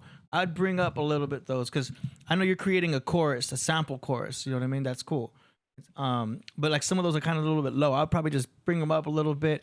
Maybe pan one to the left speaker, pan another one to the right speaker, and then boom. It needs a little. When you drop samples like that, it helps to put some turntablism in there. So like a little bit of scratching, make it sound like there's a DJ going like, and then you know what I mean. You'd be surprised about the power of just a little bit of just dropping a little bit. One of those that could be a sample itself. Do you know what I mean? That way, it sounds like there's a DJ scratching it in there. That creates more authenticity to the sound. You know, otherwise, you know, you're programming samples in there, and that's cool. But try to add some turntablism. That way, it sounds like there's a DJ scratching. It sounds really cool. Everything else is cool. I like the bass drums. I like that, and I do think it's MC ready once you bring up those samples. What y'all think? That was dope. I like 80s of that. I like it. But yeah, I like it. Yeah, I think it's MC ready. I think I can see like about a couple people in that track. Honestly, more than just one MC. So I like it. I think it's ready. I'm fine with it. I liked it. I like the beat she used. I don't know what that sound effect is, but the way the beat was banging, you could help me with that, AD. It sounded like a really big drum, I guess. Yeah, like an industrial type of bass drum. Mm-hmm. Yeah, I like that. I like that. She's very. What I love about this particular producer is that we're watching her grow from what I understand. When she first submitted, that was her first time doing, and now she's just grown exponentially. And I think she's really listening to all the advice that you give and Priest and everybody. So shout out to her. I like her submissions. They're very creative. So good work to Oni Dakini. Mm-hmm. Shout out to McKepper the Great. Oh, yeah. In the building. I saw that. What up, man? Shout out to McKep, man. Peace. He said, peace to the Podcraft. Dope music. Welcome back. No doubt. Word. Shout out to McKep. Word. I think that was, I agree with both of y'all, all three of y'all really. I think there's a lot of space for a lot of music. It was like grunge.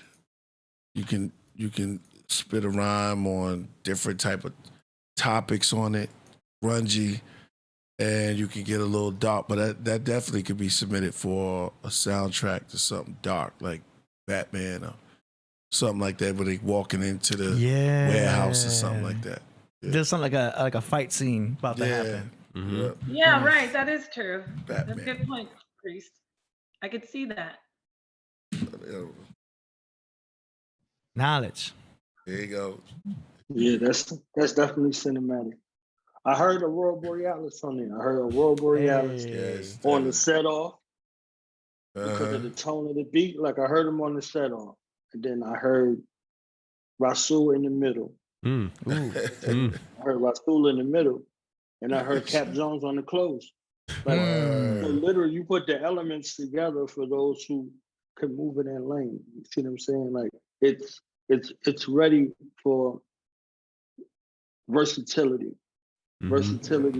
but the minds that can push, the envelope in them spaces. Aurora Borealis coming out raw with the set off. You see what I'm saying? Like you got did on Mystery Chess Box. You know what I'm saying? Like literally with that set off, still get intricate with it, but he's still raw. You see what I'm saying? And then Cap Jones is coming with the closer, clean it up. Like, you see what I'm saying? Like, I think that'd be a perfect joint right there. It's ready for that kind of sound. Righteous. Let's go. Nice. All right. Almighty DOE, check your email. Okay. So speaking of DJ Aurora Borealis, we got DJ Aurora Borealis from the holy city of New York. This is called 3 Wise. Yeah. Yo.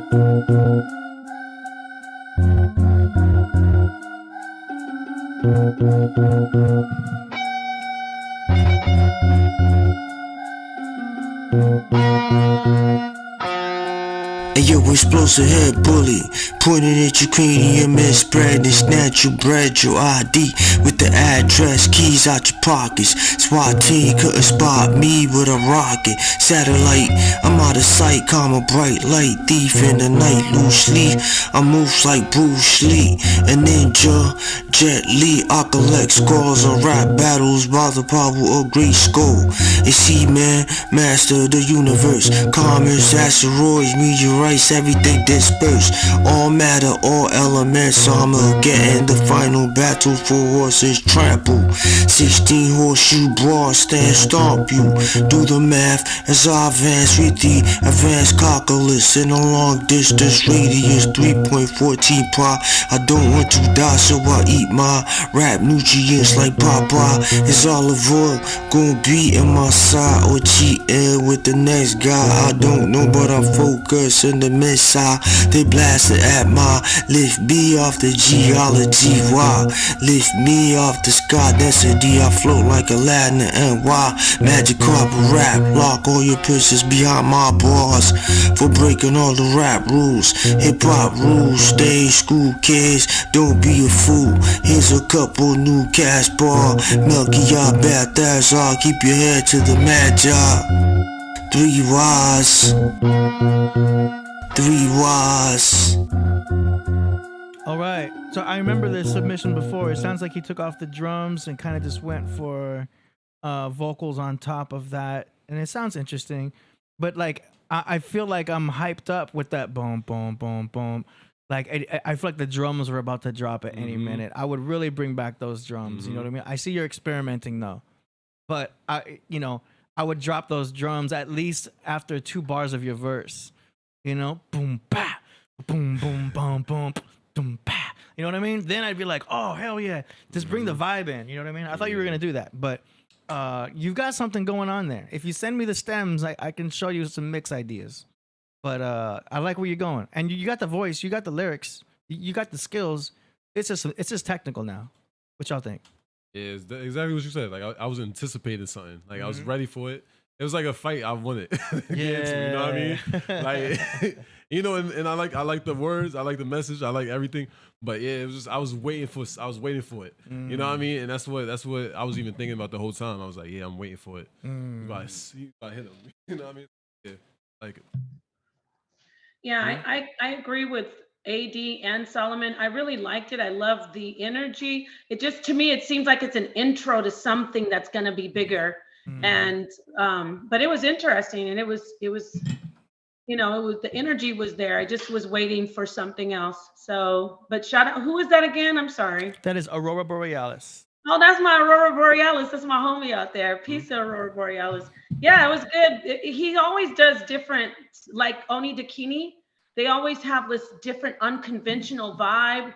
So, I mean, in all the critiques that I do and that we're all doing, it's still the artist's expression. I just love how you give them advice to make it better from your professional standpoint, you and Priest. So shout out to all the artists, and especially shout out to Aurora Borealis. Yeah. Definitely, I agree with AD at first. Is let me see. It's like I said, the longer he go, the better it starts to get. It was very trippy, very trippy, very trippy hip hop. That's what you're going for. That was kind of dope. You know, that's all I gotta say to it.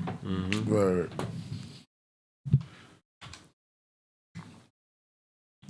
Now this is something on the Deadpool score right here. You see what I'm saying? Deadpool. We got to make a decision about Aurora Borealis. Either we want to hear him with the grunge and the drums to where drown him out, or we want to be able to hear him lyrically, right? You know, in a space where he got some. I mean, we can have both. You see what I'm saying? But we just have to kind of put that together and decide how we want to hear his sound. Right.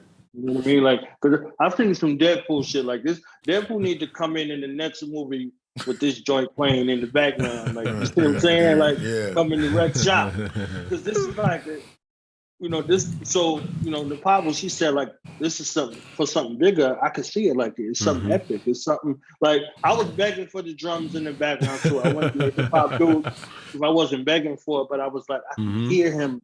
I can hear what he's saying. You see what I'm saying? And how he's going with his flow. So it's like, all right, we're gonna have to work with this together to try to see how we can use it. But what can we do with it right now? What can this be done? What can be done with this right here? All right, yo, I need Deadpool killing some motherfuckers off of that joint right here. Like, you know what I mean? I need that. That's right. Nice. That's it. All right, let's go.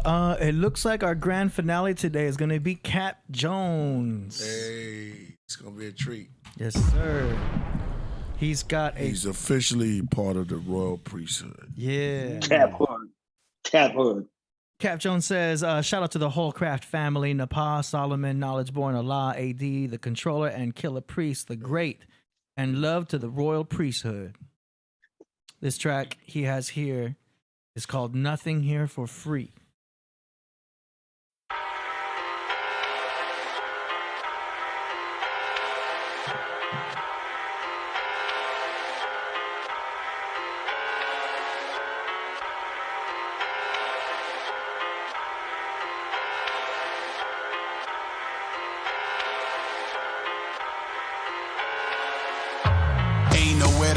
To undo the shit we sit in. They got the grip tighter than a fitted. Everybody feeling helpless and people livid. Every day an impossible mission. The media twist the facts until the viewers all react and take sides to criticize other sides of the track. Yellow, brown, white, or black.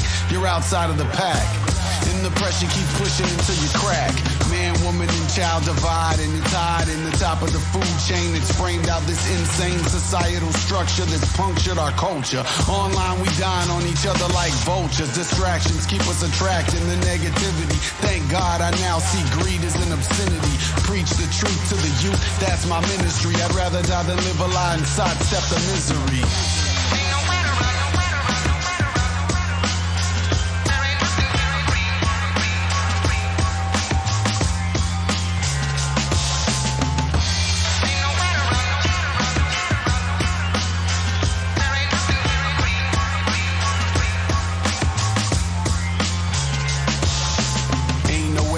For the antidote, the paper chase turned us all into cannibals. The fall from grace got us caged like animals, fallible.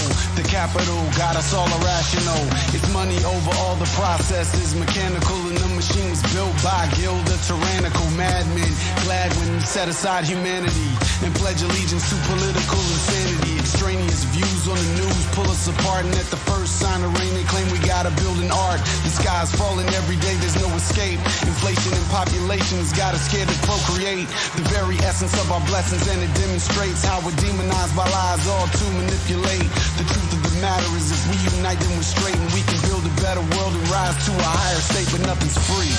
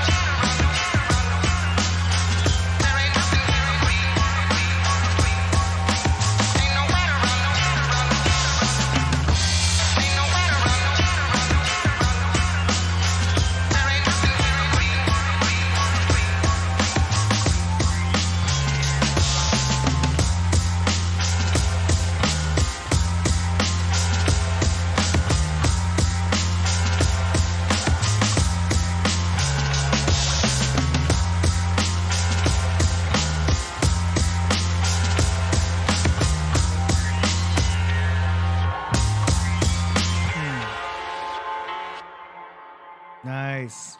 Another track that we could hear in a movie. Do you know what I mean? Yeah, definitely. I could see that in a Suicide Squad type of film. Do you know what I mean? I like that. Sounds rugged. I like the mix. He's got a good flow. I like Cap Jones, the way his style is. You know what I mean? That's always something I would listen to. For sure. I liked it. I like the vibe it gives. Looks like he has it off his new album. I don't know if it's a new album, but it's Doom World. Okay. But yeah, once again, as you guys know, all the links for this are in the description. What y'all think? Oh man, I love drums. Yeah, I always love drums. It gives me going. But yeah, it's Cap Jones. You know what I mean? I like his music. Dope message all the time. You know, it's music that I feel like needs to be more put out there. Not a lot of people talking about real stuff, so I like it. It's dope. Yeah. Right. Yeah. I absolutely loved it. It was like super jazzy with that edgy hip hop vibe and the hip hop beat. It was like BDP, KRS-One meets Massive Attack meets Thelonious Monk. I heard some really good piano there in there. I loved it, actually. It's one of my favorites. So shout out to Cap Jones. That was awesome. That was dope. The flow was crazy. You know what I mean? You were in the pocket the whole time. There's something about your voice that's in their pocket presence, you know, that's really dope.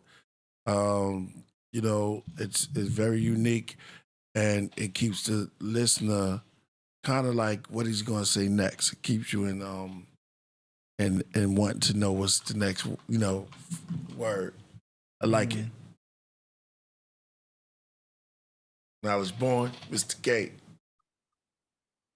Yo, if he didn't do this already, I'd have been like, that promotion gave me some extra cap, no cap. You understand what I'm saying? Like that elevation. If you didn't already have this down already, I'd be like, hey, okay, I see you cap, no cap. Yeah, no cap. You got some extra cap over here. You see what I'm saying? But not the cap in the way that's bad, but in the way that's good. I'm saying, you know, cinematic tales, you know, raw reality of what we're facing.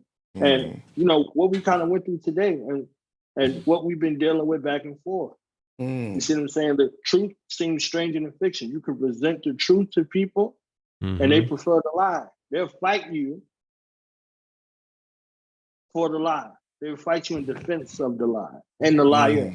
You see what I'm saying? So he really brought that together, and that was like a perfect, like this music. I'm telling you, wherever we go with it, we could go to Pluto, we could go to Wakanda, we could go to Planet Risk, or wherever the hell we go. He said Wakanda. We'll find a way to makes be an sense. extra caveat to what we got going on. So mind, I check mine on that. You see what I'm saying? Salute to Cat. Yeah. Royal Priesthood. Royal Priesthood. All right. Yo, you're right though. All of the music always makes sense. Like it always comes back to what we be talking about with the subject matter. Yeah, it's crazy how that works. Shout out to everybody who submitted those awesome tracks today. If you guys want to submit for the next episode, go to killerpriest.tv/song promo. All links are in the description. This concludes the song promotion segment. Oh man, once again, I want to thank the great Chuck Morgan for coming through with transcripts, Sanskrit, handwritten pamphlets, it was all there. You know what I'm saying? Yeah, exactly. It was all there. The handwritings on the wall, it was dope. Great show. Love the information that came out. I want to thank also the great Knowledge Born, Mr. KB, and I want to thank always the lovely Napah Shadah, word. And the great wisdom of Solomon doing his debut today. Yeah. Dropping some Excellent wisdom. segment. Coach Solomon. Coach Solomon. Very excellent segment. Thank you so much for that. You know, listen, I just want to help people grow and become a real human being and strive to better things. You know what I mean? So that's all I want out the world, and I just want better things to come out of it. So, you know, like I said, you know, hit the Cash App, you know, feel me? Give me some topics that I want to talk about. You know, injustice stuff, whatever. It don't even have to be that much. Like, I just incite my wisdom on anything, to be honest. Yeah, so you can basically contact Solomon one-on-one, and his links in the description. Oh, truth. Yep, that's a fact. Coach Solomon. And shout out to your moderators. I see you out there, guys. I see you over Kill, Brown Buffalo, AD, everybody who's out there modding. Thank you so much. Okay. Manny Fresh birthday today. DJ Cool. And rest in peace to the same one. It's his birthday today as well. So there's some hip hop birthdays happening. I know the late great Sean Price, everybody was there celebrating him. DJ Premier's born day is tomorrow. You know what I'm saying? Like, it's a lot going on. It's a lot happening for hip hop turning 50. I know there's some things that one of the people in the chat wanted to discuss about the boycott of the museum. So I don't know if we got time for that right now, but I know they wanted to speak to that and wanted to get your thoughts on that as well. So it's a lot of things happening. Missed on that one. What? Yeah, there's supposed to be a boycott on the museum, on the hip hop museum. Oh, so, yeah. Yeah, it's a kind of timely thing that's supposed to be happening, I think on the 27th, from what I understand.